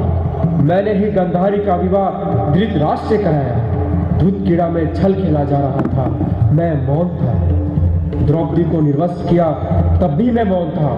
दुर्योधन की प्रत्येक गलती पर मैं मौन था, अर्थात मैं अधर्म के साथ खड़ा था। पितामह, अगर आपने एक निर्णय बदल दिया होता तो शायद महाभारत नहीं होती। जिस प्रकार आपने हस्तिनापुर के संरक्षक बनकर रक्षा की, उसी प्रकार राजा बनकर भी रक्षा कर सकते थे। राजा? हाँ राजा, यदि भावनावश पितामह ने आजीवन ब्रह्मचारी रहने की प्रतिज्ञा न की होती तो हस्तिनापुर का कुछ और ही होता। केशव, निर्णय तो समयानुसार लेने होते हैं। नहीं अर्जुन, विपरीत स्थिति में लिया गया सही निर्णय ही महापुरुष बनाता है। परंतु इसमें पितामह की तो कोई गलती नहीं थी। नहीं पुत्र नहीं, गलतियां मेरी ही है। भावनाओं और स्थितियों के भंवर में ऐसा फंसा कि सही निर्णय नहीं ले पाया। लेकिन अर्जुन, तुम सदा सत्य के पथ पर खड़े रहे। मुझे खुशी है कि मेरा पौत्र सदा सत्य के पथ पर अडिग रहा। हो भी क्यों नहीं, जिसके साथ स्वयं श्री कृष्ण हो।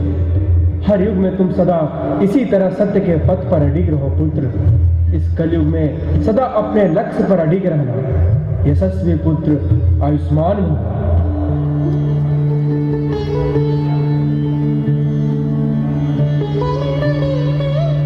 मैं कुछ समझा नहीं केशव, पितामह ने हर युग की बात क्यों की? यही तो जीवन चक्र है। किस प्रकार उन्होंने गलतियां की, कोई भी विद्वान, महापुरुष, ज्ञानी और उम्र में बड़े अनुभवी हर युवा बालक में वही गलती पुनः नहीं देखेंगे, पुनः गलती करने का प्रयास नहीं करेंगे। और जिस प्रकार महाराज धृतराष्ट्र ने गलतियों पर गलतियां की, उससे क्या प्राप्त होगा केशव? हाँ द्रौपदी, महाराज धृतराष्ट्र ने गलतियां तो की ही, लेकिन उनका साथ माता गांधारी ने दिया। उन्होंने त्याग तो किया, परंतु पुत्र लोक में वह त्याग भी निष्फल हो गया। देखो, माता गांधारी पधार रही है।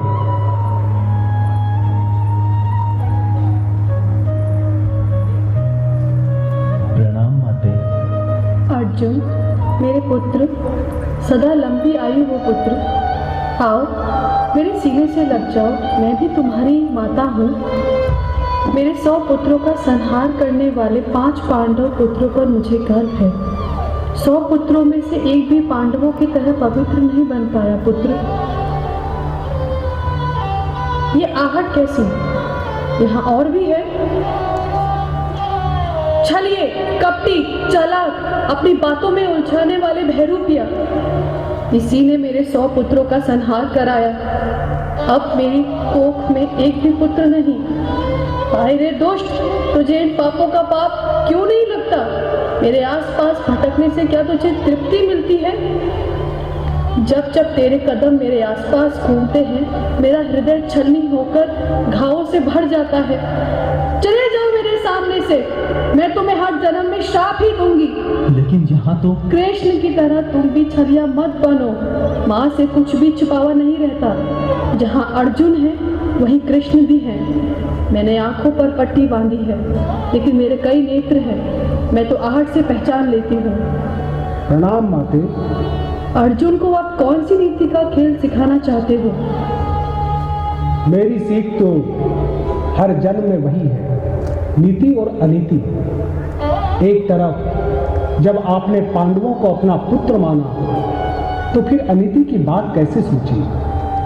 मात्र दुर्योधन ही आपका पुत्र नहीं था, पांडव भी आपके ही पुत्र थे। दुर्योधन अगर अनीति पर चल रहा तो माता का भी उतना ही कर्तव्य है जितना पिता का। महाराज धृतराष्ट्र के सभी निर्णय को माता गांधारी बदल सकती थी, लेकिन आपने कभी पांडु पुत्रों को, जो धर्म के रास्ते पर चल रहे थे, अपना पुत्र नहीं माना।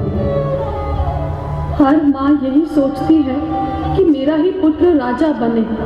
ऐसा भी नहीं कि मैंने दुर्योधन की गलतियों पर उसका विरोध नहीं किया था, परंतु मैं महाराज के आगे विवश थी। वहां तो विवश नहीं थी माते। जब दुर्योधन को वज्र जैसा बनाने के लिए अपने नेत्रों को खोला, आप चाहती थी कि अगर मेरा पुत्र वज्र जैसा बन गया तो समस्त भूमि पर उसका एक छत्र राज होगा, उसे कोई मार नहीं पाएगा और अधर्म का बोलबाला बढ़ता ही जाएगा। बस करो देवकी नंदन, बस करो। इसी सोच का परिणाम था माते कि आपके 100 पुत्र समाप्त हो गए। अगर सभी को आपने अपना पुत्र समान माना होता तो पुत्र भी जीवित होते और सम्मान भी बढ़ता। आपकी सोच से मैं तो मिला हुआ नहीं हूँ, कर्म तो आपने किया है माते। इसमें मेरी नीति और अनीति कहाँ? मुझ पर ही दोषारोपण क्यों? महाराज धृतराष्ट्र आंखों से अंधे थे, आपने भी आंखों पर पट्टी बांधकर पति के प्रति प्रेम और त्याग का अद्भुत साहस भरा निर्णय लिया, तो आप प्रत्येक नारी के समक्ष सदा पूजनीय हैं और रहेंगे। हाँ कृष्ण, मेरी ही गलतियां हैं। मुझे पुत्र लोक में कुछ दिखाई नहीं दिया, परंतु ऐसा भी नहीं पांडवों के साथ हुए छल का मैंने विरोध नहीं किया। मुझे क्षमा कर देना केशव, मुझे क्षमा कर देना अर्जुन। मैंने तुम पर सहसा ही क्रोध किया और श्राप दिया, क्षमा कर देना।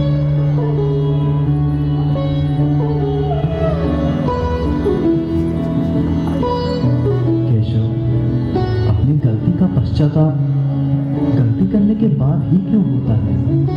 हाँ महाबाहो, यही तो समय चक्र है। गलती का पश्चाताप बाद में ना हो तो आने वाले समय में दूसरों को किस प्रकार सीख मिलेगी? कैसे सीख? जिस प्रकार महाराज धृतराष्ट्र ने अपने शासन में कुटिल चालों का सहयोग किया। लेकिन महाराज तो सदा ही हमारे पक्ष में निर्णय। नहीं अर्जुन, देखो महाराज धृतराष्ट्र। प्रणाम महाराज। मेरे प्रिय पुत्र अर्जुन, सदा यशस्वी रहो। मैंने सदा दुर्योधन को ही क्यों महत्व दिया? इतिहास सदा अर्जुन के नाम को ही क्यों मानता है? कोई भी पिता दुर्योधन का नाम अपने पुत्र संग नहीं जोड़ता। तुम धन्य हो अर्जुन, तुम धन्य हो। प्रणाम महाराज। प्रणाम यदुवंशी कृष्ण, प्रणाम। अर्जुन के मन में कुछ शंकाएं थी महाराज, जो आपसे जानना चाहता है। पूछो अर्जुन, पूछो। महाराज, क्या राजा सदैव परिवार के प्रति सोचता है अथवा संपूर्ण प्रजा ही उसका परिवार है? संपूर्ण प्रजा ही उसका परिवार है पुत्र। राजा को स्वयं और स्वयं के परिवार के लिए इतना नहीं सोचना चाहिए, क्योंकि समस्त प्रजा ही उसका परिवार है। फिर आपने किस प्रजा के लिए महत्वपूर्ण निर्णय लिए थे महाराज? देवकी नंदन, बार बार हमें ठेस ना पहुंचाओ। कई गलतियां हुई हैं मुझसे। अगर दूसरी दृष्टि से देखें तो क्या मैं राजा बनने का अधिकारी नहीं था? क्या राजा का पुत्र ही राजा बनता है? क्या मैं ज्येष्ठ पुत्र नहीं था? थे महाराज। प्रकृति और नीति ने आपको मौका भी दिया। किस प्रकार? स्वयं को सिद्ध करने का। उसमें आप अयोग्य सिद्ध हुए। नेत्रहीन होना कोई बुरी बात नहीं है, लेकिन बुद्धिहीन होना उससे बड़ी बात है। मैंने प्रयास तो किया देवकी नंदन, प्रयास तो किया। हाँ महाराज, अनीतियों द्वारा कुशासन रचकर जरूर किया था। हाँ देवकी पुत्र, पांडव भी मेरे अपने ही थे। मुझे ऐसा नहीं करना चाहिए था। ना जाने मेरा विवेक कहाँ समाप्त हो गया था। बार बार कहीं ना कहीं, किसी न किसी कोने में पुत्र के प्रति मोह ने मुझे ज्ञान से भी अंधा कर दिया। हे देवकी पुत्र, आपके द्वारा प्रदत्त ज्ञान ने मेरी आंखें खोल दी। अगर मेरे ही ज्ञान ने आपकी आंखें खोल दी महाराज, तो फिर अपनी भुजाओं में भीम को मारने का कौन सा कर्तव्य और धर्म था? 100 पुत्रों के मरने के बाद पिता की क्या स्थिति होती है, वही मेरी स्थिति क्रोध में थी। इसीलिए मैंने भीम को मारने का प्रयास किया। तो ऐसे राजा को कौन सी संज्ञा देंगे महाराज? जितना मुझसे हुआ मैंने किया। जहाँ शासन स्थापित करना, वहाँ रिश्तों की मर्यादा को भी ध्यान में रखना चाहिए। अगर कृष्ण ना होते तो कभी संसार को पता ही ना चलता कि सत्य का पक्ष किस प्रकार लेना है। यही सत्य का ज्ञान वासुदेव ने कराया। आज कलयुग है, यहाँ प्रजा समझदार बन चुकी है। ये प्रकाश कृष्ण का ही दिया हुआ है। कोई आतंक नहीं, कोई धुत कीड़ा नहीं, कोई लाक्षाग्रह नहीं। आज प्रजा काफी सुखी है। केशव, तुमने मुझे जीवन की वास्तविकता से परिचय कराया, इसके लिए धन्यवाद। अगर मैं बहुत पहले ये ज्ञान लिया होता तो शायद महाभारत नहीं होती। मेरे पुत्र मेरे वंश को बढ़ा रहे होते। एक राजा को सर्वगुण संपन्न होने के लिए सभी प्रकार की शिक्षा अवश्य ग्रहण करनी चाहिए, तभी शासन में सुशासन जन्म लेगा। जय हो केशव, तुम्हारी सदा ही जय हो, अच्छा रास्ता दिखाने के लिए।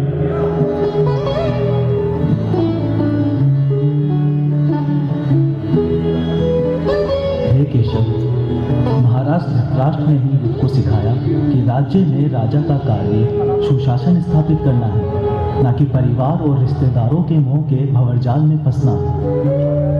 हाँ अर्जुन, राजा का सदा कर्तव्य है कि वह मोह के भंवरजाल में ना फंसे, नहीं तो यह समय चक्र कभी यह स्वीकार नहीं करेगा कि वह योग्य राजा रहा था। कई राजाओं से यह इतिहास भरा पड़ा है। नीति ने उन्हें राजा तो बनाया, लेकिन जनमानस ने उन्हें स्वीकार नहीं किया कि ऐसा राजा होना चाहिए। नीति ने उन्हें राजा तो बनाया, लेकिन जनमानस ने भी उन्हें कभी स्वीकार नहीं किया कि ऐसा राजा होना चाहिए। कुछ ने तो राजा बनने के लिए अपनों तक का खून बहाया।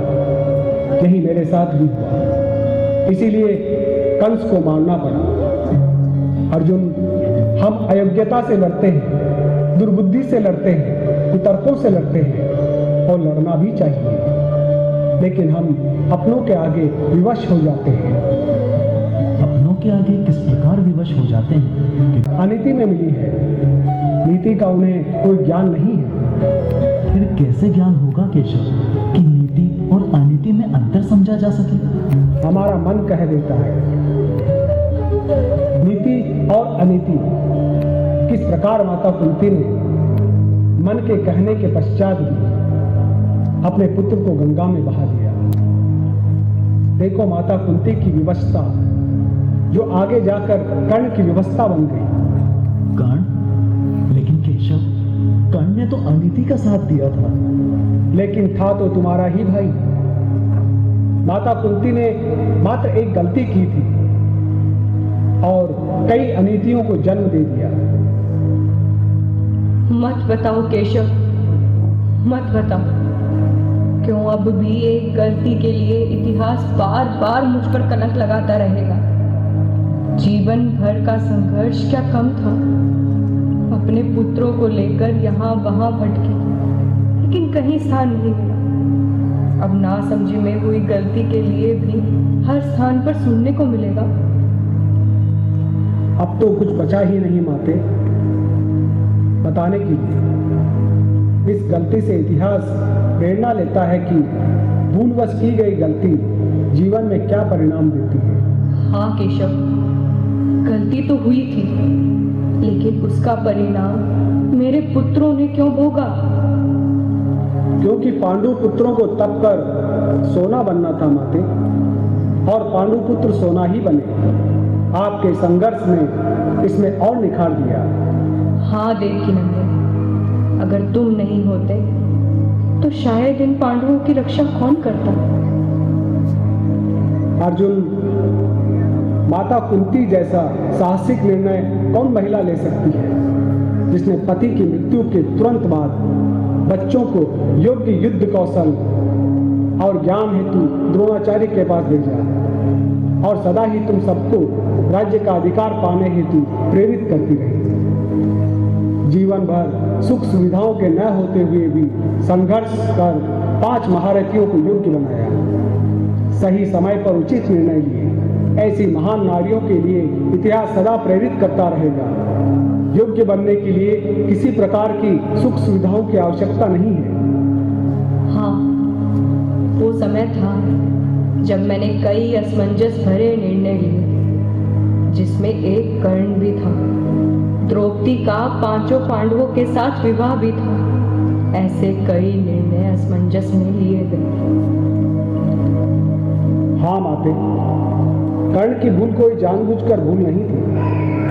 द्रौपदी को अर्जुन द्वारा स्वयंवर में जीतकर आपको आश्चर्यचकित करना और आपके द्वारा भूलवश बांट देने की बात, यह सब तो संयोगवश भूल थी।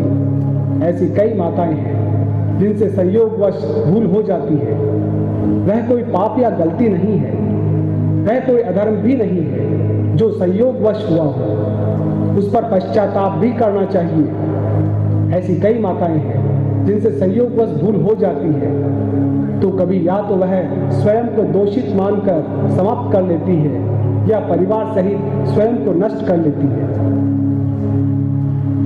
केशव, कलयुग में तो तुम ही सहारा हो। तुम्हारे इस अद्वितीय ज्ञान से सदा कृष्ण भक्त सुरक्षित महसूस करेंगे।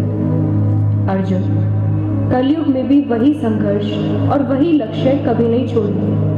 तभी तुम हर जगह पर विजय प्राप्त पाओगे। जिसका पुत्र अर्जुन है, उसकी माता भी कलयुग में संघर्ष करती ही नजर आएगी।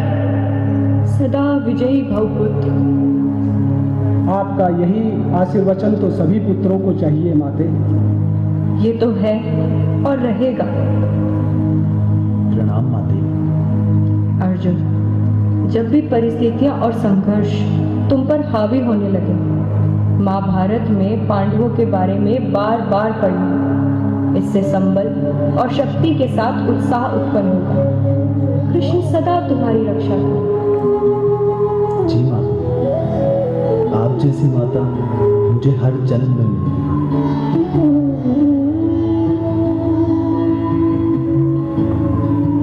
केशव, अच्छे गुरु को कहाँ खोजना चाहिए जिससे उत्तम शिक्षा प्रदान हो सके? हाँ अर्जुन, परंतु आधुनिक युग में यह प्रश्न तो तुम्हारे गुरु द्रोणाचार्य स्वयं बताएंगे। देखो, द्रोणाचार्य बता रहे हैं।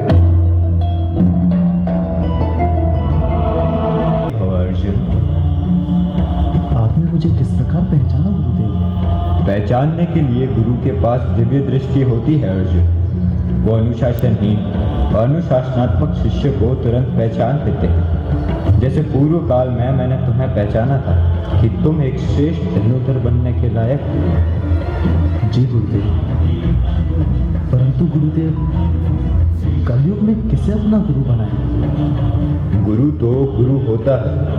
जिसे भी गुरु बनाए वो अनीतियों और दुर्गुणों से परिपूर्ण ना हो।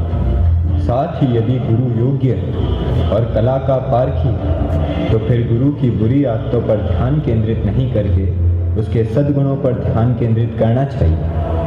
मुझे ही दो। मैंने चाहे कई युवराजों को शिक्षा प्रदान की, लेकिन मैंने भी दुर्योधन का साथ देकर अनीति का मार्ग चुना। लेकिन मेरे शिष्य अर्जुन ने सदा मेरी शिक्षा को महत्व दिया। इसलिए अर्जुन, गुरु कोई भी हो, गुरु सदा पूजनीय होता है। वो अपने शिष्य को सब कुछ देना चाहता है। हे महाबाहो, बिल्कुल सही कहा गुरुवर ने। गुरु सदा गुरु ही रहता है। गुरु की शिक्षा पर कभी प्रहार नहीं किया जा सकता। कृष्ण तुम्हारे सखा और सारथी दोनों रहे, इन्हें सदा स्मरण करते रहो। जिसका मन निश्चल हो, स्पष्ट हो, उसे योग्य गुरु और कृष्ण जैसा सखा अवश्य मिल जाता। इस कलयुग में भी यही स्मरण रखना और सदा लक्ष्य की ओर ध्यान देना। एक बात और अर्जुन, नियति क्या कराना चाहती है इस पर विचलित नहीं हो, लेकिन उस पर अवश्य ध्यान केंद्रित करना कि लक्ष्य की प्राप्ति में किसी प्रकार की बाधा उत्पन्न न हो। अवश्य गुरुदेव, आपके कहे शब्दों का अक्षरत पालन करूंगा। पूर्ण विश्वास है अर्जुन। पहले भी तुमने सदा मेरे बताए हुए मार्ग का अनुसरण किया। इस कलयुग में तुम सदा मेरा ही अनुसरण करो। हाँ गुरुदेव, मेरी भक्ति और तन्मयता गुरु के प्रति ही होती है। दक्षित होकर अपने लक्ष्य में सदा लगा रहूंगा। मैं यही उम्मीद करता था तुमसे। सदा तुम मेरी उम्मीदों पर खरे उतरे। विजयी भव।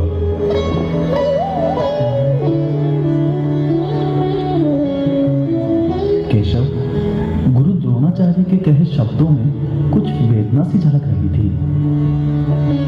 हाँ अर्जुन, गुरु को सदा अपनी गलतियों का स्मरण रहता है और वह योग्य शिष्य के समक्ष कह नहीं पाता है। वेदना यह थी कि उन्होंने मात्र तुम्हें शिक्षा प्रदान की और जब युद्ध की वेला आई तो गुरु और शिष्य आमने सामने खड़े थे। नीति की यही वेदना थी जो किसी को रोक भी नहीं सकती। उस ऐसे कर्म को यहाँ सभी को भुगतना होता है जिसे द्रोणाचार्य ने भी स्वीकार किया। नीति कभी किसी को नहीं छोड़ती। उसने द्रौपदी को भी नहीं छोड़ा। द्रौपदी? हाँ द्रौपदी। नीति ने जिसे पांडु पुत्रों की रक्षा, सेवा और सहायता हेतु भेजा, धर्म की रक्षा के लिए नीति भी अपना कर्म अवश्य पूर्ण करती है। ऐसी भार्या जन्मों जन्मों की तपस्या के पश्चात ही मिलती है।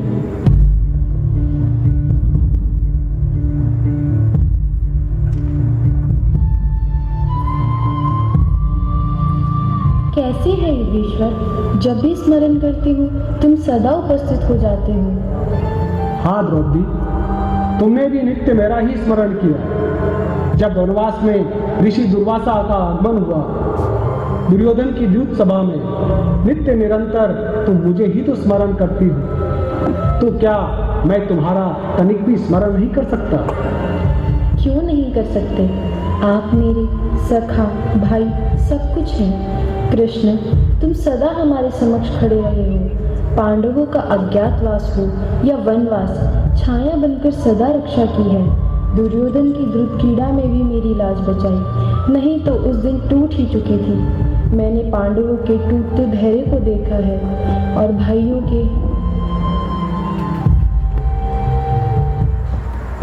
चल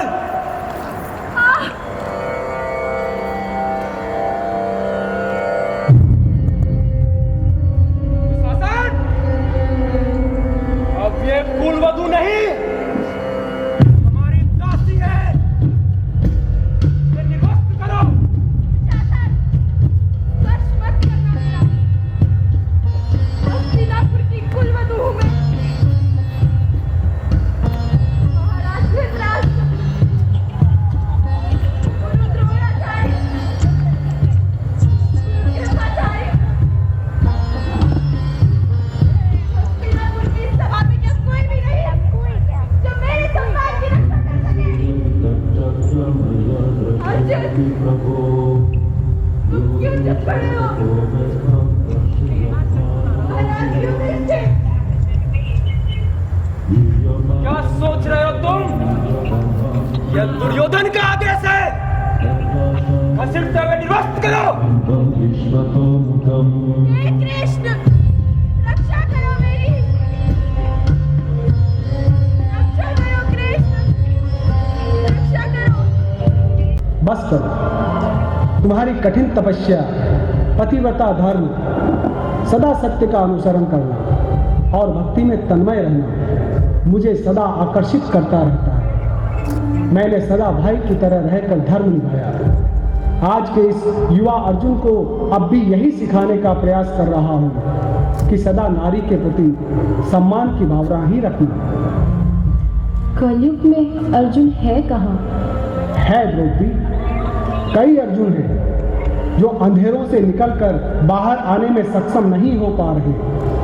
धरती पर कई कृष्ण भी हैं, वह भी अंधेरों से निकलकर बाहर नहीं आ रहे, फिर भी नारी को सम्मान प्रदान कर रहे हैं। बस इतना सा असमंजस है कि पत्नी होनी चाहिए। तो तुमने क्या बताया केशव? हाँ कृष्ण, मैंने अर्जुन को बताया कि पत्नी कैसी होनी चाहिए, पत्नी के प्रति पति को क्या भाव प्रदर्शित करना चाहिए। द्रौपदी ने जीवन पर्यंत पांडवों के क्षण क्षण बढ़ती समस्याओं और दुखों में सदा साथ दिया, हर दुख सहन किया। इसीलिए नारी को सहनशीलता की देवी कहा जाता है और फिर नियति उसी की पूजा भी करवाती है। ना बताओ केशव, ना बताओ, अर्जुन के मन को ठेस लग जाएगी। यह वह अर्जुन नहीं है। तो यह कौन सा अर्जुन है केशव? यह नीति से प्रदत्त फिर से कलयुग में जन्मा अर्जुन है। इसे पात्रों से ज्ञान प्राप्त करना है। इसे फिर से द्रौपदी की आवश्यकता है, जो हर परिस्थिति में खड़े होकर अर्जुन को धैर्य प्रदान करे। तुम तो सदा साथ ही रहते हो, ऐसे अर्जुन के साथ जो लक्ष्य पर अडिग रहता है, सदा उसका ही साथ देते हो। लेकिन केशव, एक बात पूछती हूँ, जब यह अर्जुन तुमसे पूछेगा कि इस कलयुग में जिन नारियों की लज्जा भंग हो रही है, तुम उसकी लाज बचाने क्यों नहीं आते हो, तो क्या कहोगे? आज का अर्जुन भी तो नारियों की लाज बचा सकता है। हाँ द्रौपदी, सही कहा तुमने। अर्जुन को फिर से जगाने की आज आवश्यकता है। केशव, तुम तो बुद्धिमान हो, क्यों न दुर्बुद्धि की बुद्धि को ही बदलने की युक्ति करो।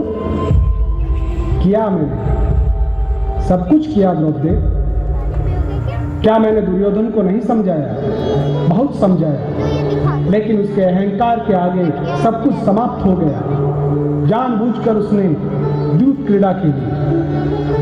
बस केशव, बस, इससे आगे मैं नहीं सुन पाऊंगी।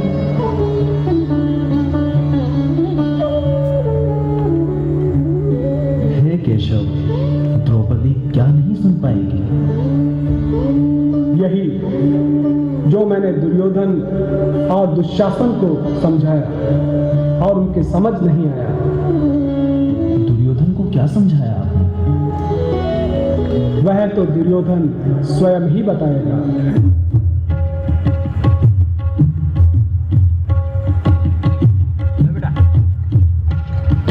उपदेश नहीं दो तो ही अच्छा है केशव। सदा पांडव पुत्रों का साथ देकर आपने मेरे साथ भी छल किया। मैं पांडव को एक सुई की नोक के बराबर भी जमीन नहीं दूंगा। अर्जुन से भी बड़ा धनुर्धर मेरे समक्ष कर्ण है, मेरे 100 भाई है और कई विशाल सेना है, जिसका सामना अर्जुन तो क्या देवकी नंदन आप भी नहीं कर सकते। इतनी बड़ी दूध कीड़ा में सब कुछ गंवाने वाले पांडवों को मैंने कई समाधान दिए। और तुमने वनवास, अज्ञातवास, लाक्षागृह, दूत क्रीड़ा और तो और जमीन का एक छोटा सा भूखंड भी नहीं दिया। कितने अधर्म करोगे दुर्योधन? महाराज धृतराष्ट्र की सह पाकर तुम अहंकारी बन गए हो। उपदेश मत दो कृष्ण, नहीं तो तुम्हें बंदी बनाने में तनिक देर नहीं लगेगी। तो बनाओ दुर्योधन, बनाओ। मैं तो महाराज से शांति वार्ता करने आया था। उस समय तुम बहुत कुछ कर चुके थे। तुम्हारे अन्याय का घड़ा तो उसी दिन भर गया था, जिस दिन तुमने दूत क्रीड़ा में द्रौपदी का अपमान किया। जीत जीत होती है, लेकिन इतने में भी अहम और नशे में चूर होकर स्त्री का अपमान नहीं करना चाहिए था। तो क्या द्रौपदी ने मेरा एक युवराज का अपमान नहीं किया था? बड़ी सभा में तो नहीं किया था। तो क्या केशव, मैं अंधे का बेटा अंधा हूं? इस बात के लिए भी युधिष्ठिर ने द्रौपदी को समझाया और तुमसे क्षमा याचना भी कर ली थी। फिर कैसा अपमान कर दी? फिर क्यों इतने षड्यंत्र रचे? किसके कहने पर धर्म से अधर्मी बन गए कि तुम्हारे सभी भाइयों का सर्वनाश हो गया था, राजपाट भी चला गया। हाँ केशव, मेरी मति ही घूम गई थी। क्षमा याचना के पश्चात मुझे इतना अहम और घृणा को समाप्त कर देना चाहिए था। मुझे नारी के प्रति सम्मान रखना चाहिए था। पांडव पुत्रों को अपना भाई मानना चाहिए था। मामा शकुनी ने मेरी मति हर ली और ऐसी छल कपट की योजना बनाई केशव कि मुझे समझ नहीं आया क्या करना चाहिए। मामा जब भी चाले चलता तो मुझे उसमें अपना ही हित नजर आता। मुझे क्षमा करे केशव, क्षमा करे।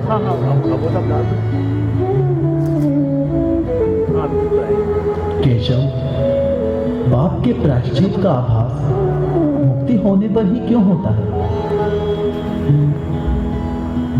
अर्जुन, हमारी बुद्धि अधर्म से बंधी होती है। जो गलतियां करते हैं, पाप करते हैं, बुरा करते हैं, इसका आभास तो होता है, लेकिन फिर भी उसे करते हैं। जिसका कोई दर्पण नहीं होता है। जिस प्रकार दर्पण को स्पष्ट रखते हैं, उसी प्रकार मन को भी रखना चाहिए। मात्र युधिष्ठिर ने ही उस दर्पण को स्पष्ट रखा।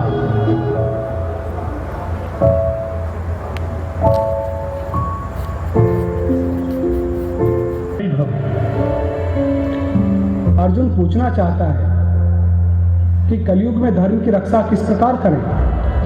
धर्म की रक्षा करने के लिए जीवन में सिद्धांत बनाने पड़ते हैं। ऐसा नहीं है कि कलयुग में किसी को ज्ञान नहीं है, बल्कि कई गुना ज्ञान बढ़ गया है और वो छलकने लगा है। धर्म का पालन करने के लिए बड़े बुजुर्गों की सेवा है, माता पिता का सम्मान है, भाई बहनों का कर्तव्य पथ है। परंतु भैया, कलयुग में मानव पात्रों में गलतियां ढूंढता है और यह भी कहने में संकोच नहीं करता कि मैं वो युधिष्ठिर नहीं जिसने कई अधर्म किए। कहने दो अर्जुन, कहने वालों से धर्म के कार्य पर किसी भी प्रकार का अंतर उत्पन्न नहीं होता है। अधर्मी लोगों के कहने से धर्म विचलित नहीं होता है। दया, दान, परोपकार को लोग पाखंड मानते हैं, धर्म को लोग अपनाते नहीं हैं। हमें दूसरों की जीवन शैली से कोई लेना देना नहीं है। स्वयं के कर्मों पर ध्यान दें और इतिहास के संस्कारों और महापुरुषों के कार्यों से सीख लेकर कर्तव्य पथ पर सदा आगे बढ़ते चले जाना है। इतिहास गलतियों को नहीं छोड़ता। इतिहास पक्ष के अतिरिक्त विपक्ष को कहाँ देखता है अर्जुन? नहीं केशव, गलतियां तो मुझसे भी हुई हैं। नहीं धर्मराज, वह गलतियां किसी और के द्वारा प्रदत्त थी, जो महाराज धृतराष्ट्र के द्वारा जन्मी थी। महाराज और बड़े बड़े ज्ञानियों को पता था कि धर्मराज युधिष्ठिर को दूत क्रीड़ा खेलना ही नहीं आता है, फिर भी वह आयोजन रखा गया। आपने तो वही किया जो एक भाई भाई को छुड़ाने के लिए करता है। इसमें अनर्थ कहाँ था? हाँ केशव, मन की बात मात्र आप ही समझ सकते हैं और कोई नहीं। अन्य मानव का तो मात्र इतना ही प्रयोजन होता है कि वो बातें बनाना जानता है, बुराई करना जानता है, अनर्थ करना जानता है। मनन करना कोई नहीं जानता। मनन करके निर्णय करने वाला तो केशव है। हाँ धर्मराज, बिल्कुल सही कहा आपने। अर्जुन, केशव, मनन नहीं करने पर कैसी अधोगति होती है और उस मानव का क्या होता है? वह तो अश्वत्थामा तुम्हें स्वयं बताएगा। देखो अश्वत्थामा को।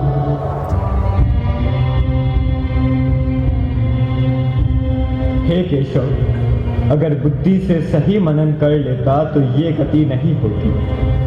अमरत्व का वरदान भी एक श्राप की तरह दिया। मैंने अनैतिक और कई क्रूर कर्म किए। वर्षों से धरती पर आज भी उन्हें भोग रहा हूँ। अगर भ्रूण हत्या जैसा जघन्य अपराध नहीं करता तो केशव मेरी भी गति हो गई होती। आखिर क्यों मारा मैंने उत्तरा के गर्भ में होने वाले पुत्र को? क्यों ब्रह्मास्त्र चलाकर मैंने तिल तिल कट कट कर मरने को छोड़ दिया? क्यों मैंने हर बार ब्रह्मास्त्र चलाया और कई निर्दोष मानवों का वध किया? क्यों मेरी बुद्धि समाप्त हो गई थी?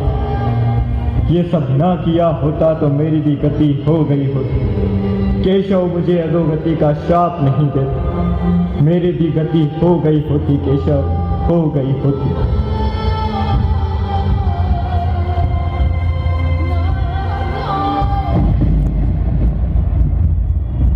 अश्वत्थामा के दुर्गुणों से क्या सीख मिलती है? यही सीख मिलती है अर्जुन कि सदा अच्छा सोचना चाहिए। अनैतिक और क्रूर कर्म करने से पहले एक बार अवश्य सोचना चाहिए कि इसका परिणाम क्या मिलेगा। यदि कोई मानव स्वयं के साथ ऐसा क्रूर कर्म करता तो क्या होता? हे केशव, मेरे मन में एक संशय उठा था और प्रश्न भी था जो आधुनिक युग में अक्सर उठता है। आज का युवा अक्सर वो ही प्रश्न सभी से पूछता है। पूछो अर्जुन। द्वापर युग में द्रौपदी की लाज बचे। हे केशव, आजकल कई कन्याओं के साथ कुकृत्य हो रहे हैं। इनकी लाज किस प्रकार बचेगी? यह कलयुग है अर्जुन। यहाँ मुझे कोई सच्चे मन से याद नहीं करता। अगर कन्याओं के साथ गलत हो रहा है तो मेरे चरित्र से प्रेरणा पाकर हर युवा को उठ खड़ा होना होगा, तभी लाज बच पाएगी। मोबाइल के चक्रव्यूह से बाहर निकलकर अपनी बहन बेटी की रक्षा के लिए भी समय देना होगा, नहीं तो ऐसा घिनौना समय आएगा कि हम सोच नहीं पाएंगे और बेटी की लाज नहीं बचा पाएंगे। केशव, कलयुग में वृद्धाश्रम की संख्या भी बढ़ती जा रही है। हाँ महाबाहो, संस्कार और संस्कृति समाप्त हो रही है। यहाँ कौन माता पिता को अपना समझता है? वह तो मात्र बोझ है। लेकिन समय किसी को नहीं छोड़ता अर्जुन। जिन्होंने माता पिता को छोड़ा उनकी संतान भी उन्हें छोड़ देगी। तभी तो कहते हैं जो बोएगा वही पाएगा। धरती पर अनर्थ ही अनर्थ हो रहा है प्रभु। कैसा अनर्थ अर्जुन? चहु और मिलावट, चहु और नशाखोरी, चहु और वहशियत, चहु और तकनीकी मकड़जाल। ऐसे में कौन कैसे सुरक्षित रहे? विनाश तो निश्चित है अर्जुन। फिर से नवीन सूत्रपात होगा। अभी तो मात्र धुआं उठा है। आगे देखो, जब आग लगेगी और सब कुछ जलकर भस्म हो जाएगा। समय का इंतजार करो अर्जुन। हे केशव, मेरी आखिरी इच्छा प्रकृति से है। इस प्रकृति से मन को किस प्रकार एकाकार करें? हाँ अर्जुन, प्रकृति को एकाकार करने के लिए मेरा स्मरण करना होगा। मैं ही प्रकृति हूँ। मैं ही पेड़ों में हूँ, मैं पहाड़ों में हूँ, मैं बादलों में हूँ, मैं बादलों की गर्जन में हूँ, आंधी तूफान कड़कती बिजली में मैं ही हूँ, बरसती बूंदों में भी मैं हूँ। धरती जब हरियाली से सरोवर हो जाती है तो मैं ही प्रसन्न होता हूँ। मुस्कुराती कलियों में मैं ही हूँ, खिलते फूलों में भी मैं ही हूँ। समस्त चराचर जीव की आत्मा में मैं ही स्थित हूँ। मुझे ही भजना चाहिए, मेरा ही स्मरण करना चाहिए। और जब मन दुखी होता है तो उस पर क्या स्थित होता है प्रभु? मन जब दुखी और व्यथित होता है तब समस्त प्रकृति और चराचर जीव सब कुछ असहनीय लगता है। मन के बादल छितराए हुए लगते हैं। ऐसा लगता है जैसे मन अभी बरस पड़ेगा। किसी भी कार्य में मन नहीं लगता। इस दुखी मन को नियंत्रित करना अति आवश्यक है। इस दुखी मन को किस प्रकार नियंत्रित करेंगे? भक्ति और संगीत के द्वारा आनंद की प्राप्ति करके। मैं यह नहीं कहता कि मेरा ही भजन करो। कई प्रकार का संगीत होता है। उस समय मन जिस प्रकार कहे उसी प्रकार का संगीत सुनो और उसकी भक्ति में खो जाओ, नाचो, आनंद लो, प्रकृति के साथ एकाकार हो जाओ। जो भक्त प्रकृति को बसता है, मैं भी उसे ही बसता हूँ अर्जुन। हे देवकी नंदन, कभी कभी मैं धरती पर सुनता हूँ कि पृथ्वी का विनाश होने वाला है। ये कितना सच है? पृथ्वी का विनाश कभी नहीं हो सकता अर्जुन। हाँ, प्रलय अवश्य उत्पन्न हो सकता है। वह इसलिए क्योंकि कुछ जीव प्रकृति के साथ खेलते हैं, पहाड़ों को खोदकर, पेड़ पौधों को समाप्त करके स्वयं का साम्राज्य स्थापित करते हैं। जीव को उतना ही अधिकार है जितना प्रकृति ने उसे प्रदान किया। कभी कोई जानवर अपना घोंसला बनाता है तो बहुत ही सीमित स्थान में बनाता है, लेकिन यह मानव अपने विनाश को आमंत्रण दे रहा है। धरती में चहुं ओर सुरंगें बनाकर इसे खोखला कर दिया, पहाड़ों को हटाकर धरातल बना दिया और धरातल पर महल खड़े कर दिए। तकनीकों का भंडार धरती में समा दिया, जिससे जब विनाश उत्पन्न होगा तो यह मानव स्वयं को बचा नहीं पाएगा, क्योंकि प्रकृति अपने अनुसार चलती है। इसके परिणाम को देखकर बुद्धिजीवी यह प्रकट करते हैं कि पृथ्वी का विनाश निश्चित है।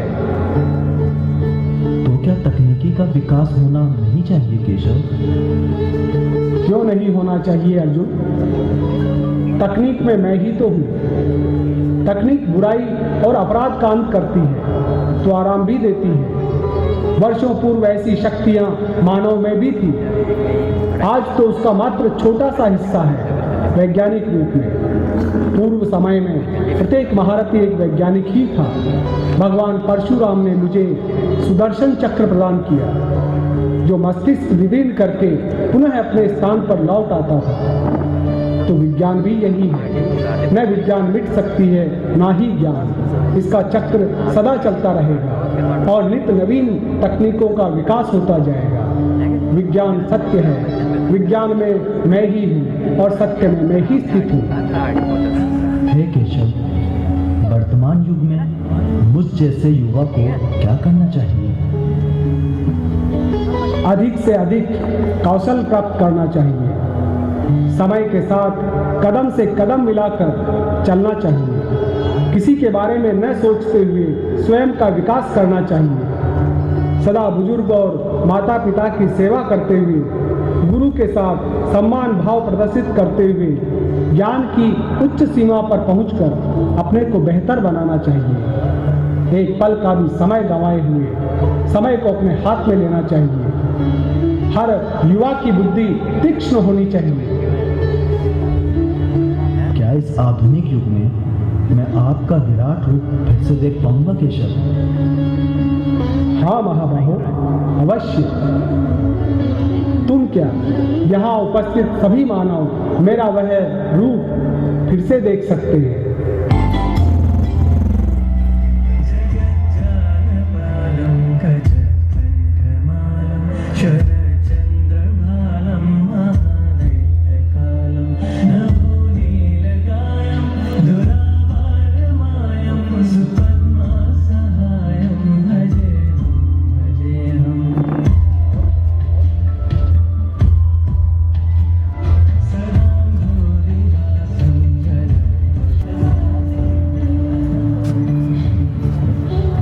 हे अर्जुन, इन टिमटिमाती आंखों में मैं ही हूँ, इन हजारों मस्तिष्क में मैं ही हूँ। यह सब आत्माएं और शरीर मेरी ही देन है।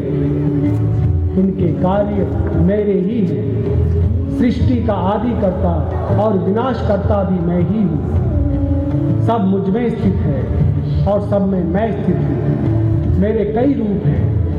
आज धरती पर असंख्य बढ़ते मानव की श्रृंखला में मैं ही हूँ। बढ़ता हुआ विज्ञान भी मैं हूँ, बढ़ता हुआ धर्म भी मैं हूँ। इसलिए मुझे विस्तार से देखो और भक्ति भाव से मुझ में समर्पित हो जाओ। मेरे अनगिनत मुख, अनगिनत भुजाएं, प्रज्वलित नेत्र और दिव्य मुख देखकर डरो नहीं। श्रद्धा से भर जाओ।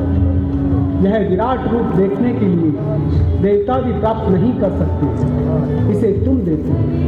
यह विराट रूप अनन्य भक्ति से ही देखा जा सकता है। जो नित्य निरंतर भक्ति करता है वह ही इस रूप को प्राप्त कर सकता है। मैं धन्य हुआ प्रभु, आपका विराट रूप देखकर मुझ अज्ञानी को ज्ञान मिला और आपके प्रकाश के तेज से मेरा हृदय ऊर्जा से भर उठा। अब मैं इस संसार में सब कुछ करने को तत्पर हूँ। मेरा मार्ग सदा धर्म का ही होगा। जय श्री कृष्ण। अंत में सफलता का आशीर्वचन दे प्रभु। हाँ अर्जुन, तुम सदा कर्म क्षेत्र में विजयी रहोगे।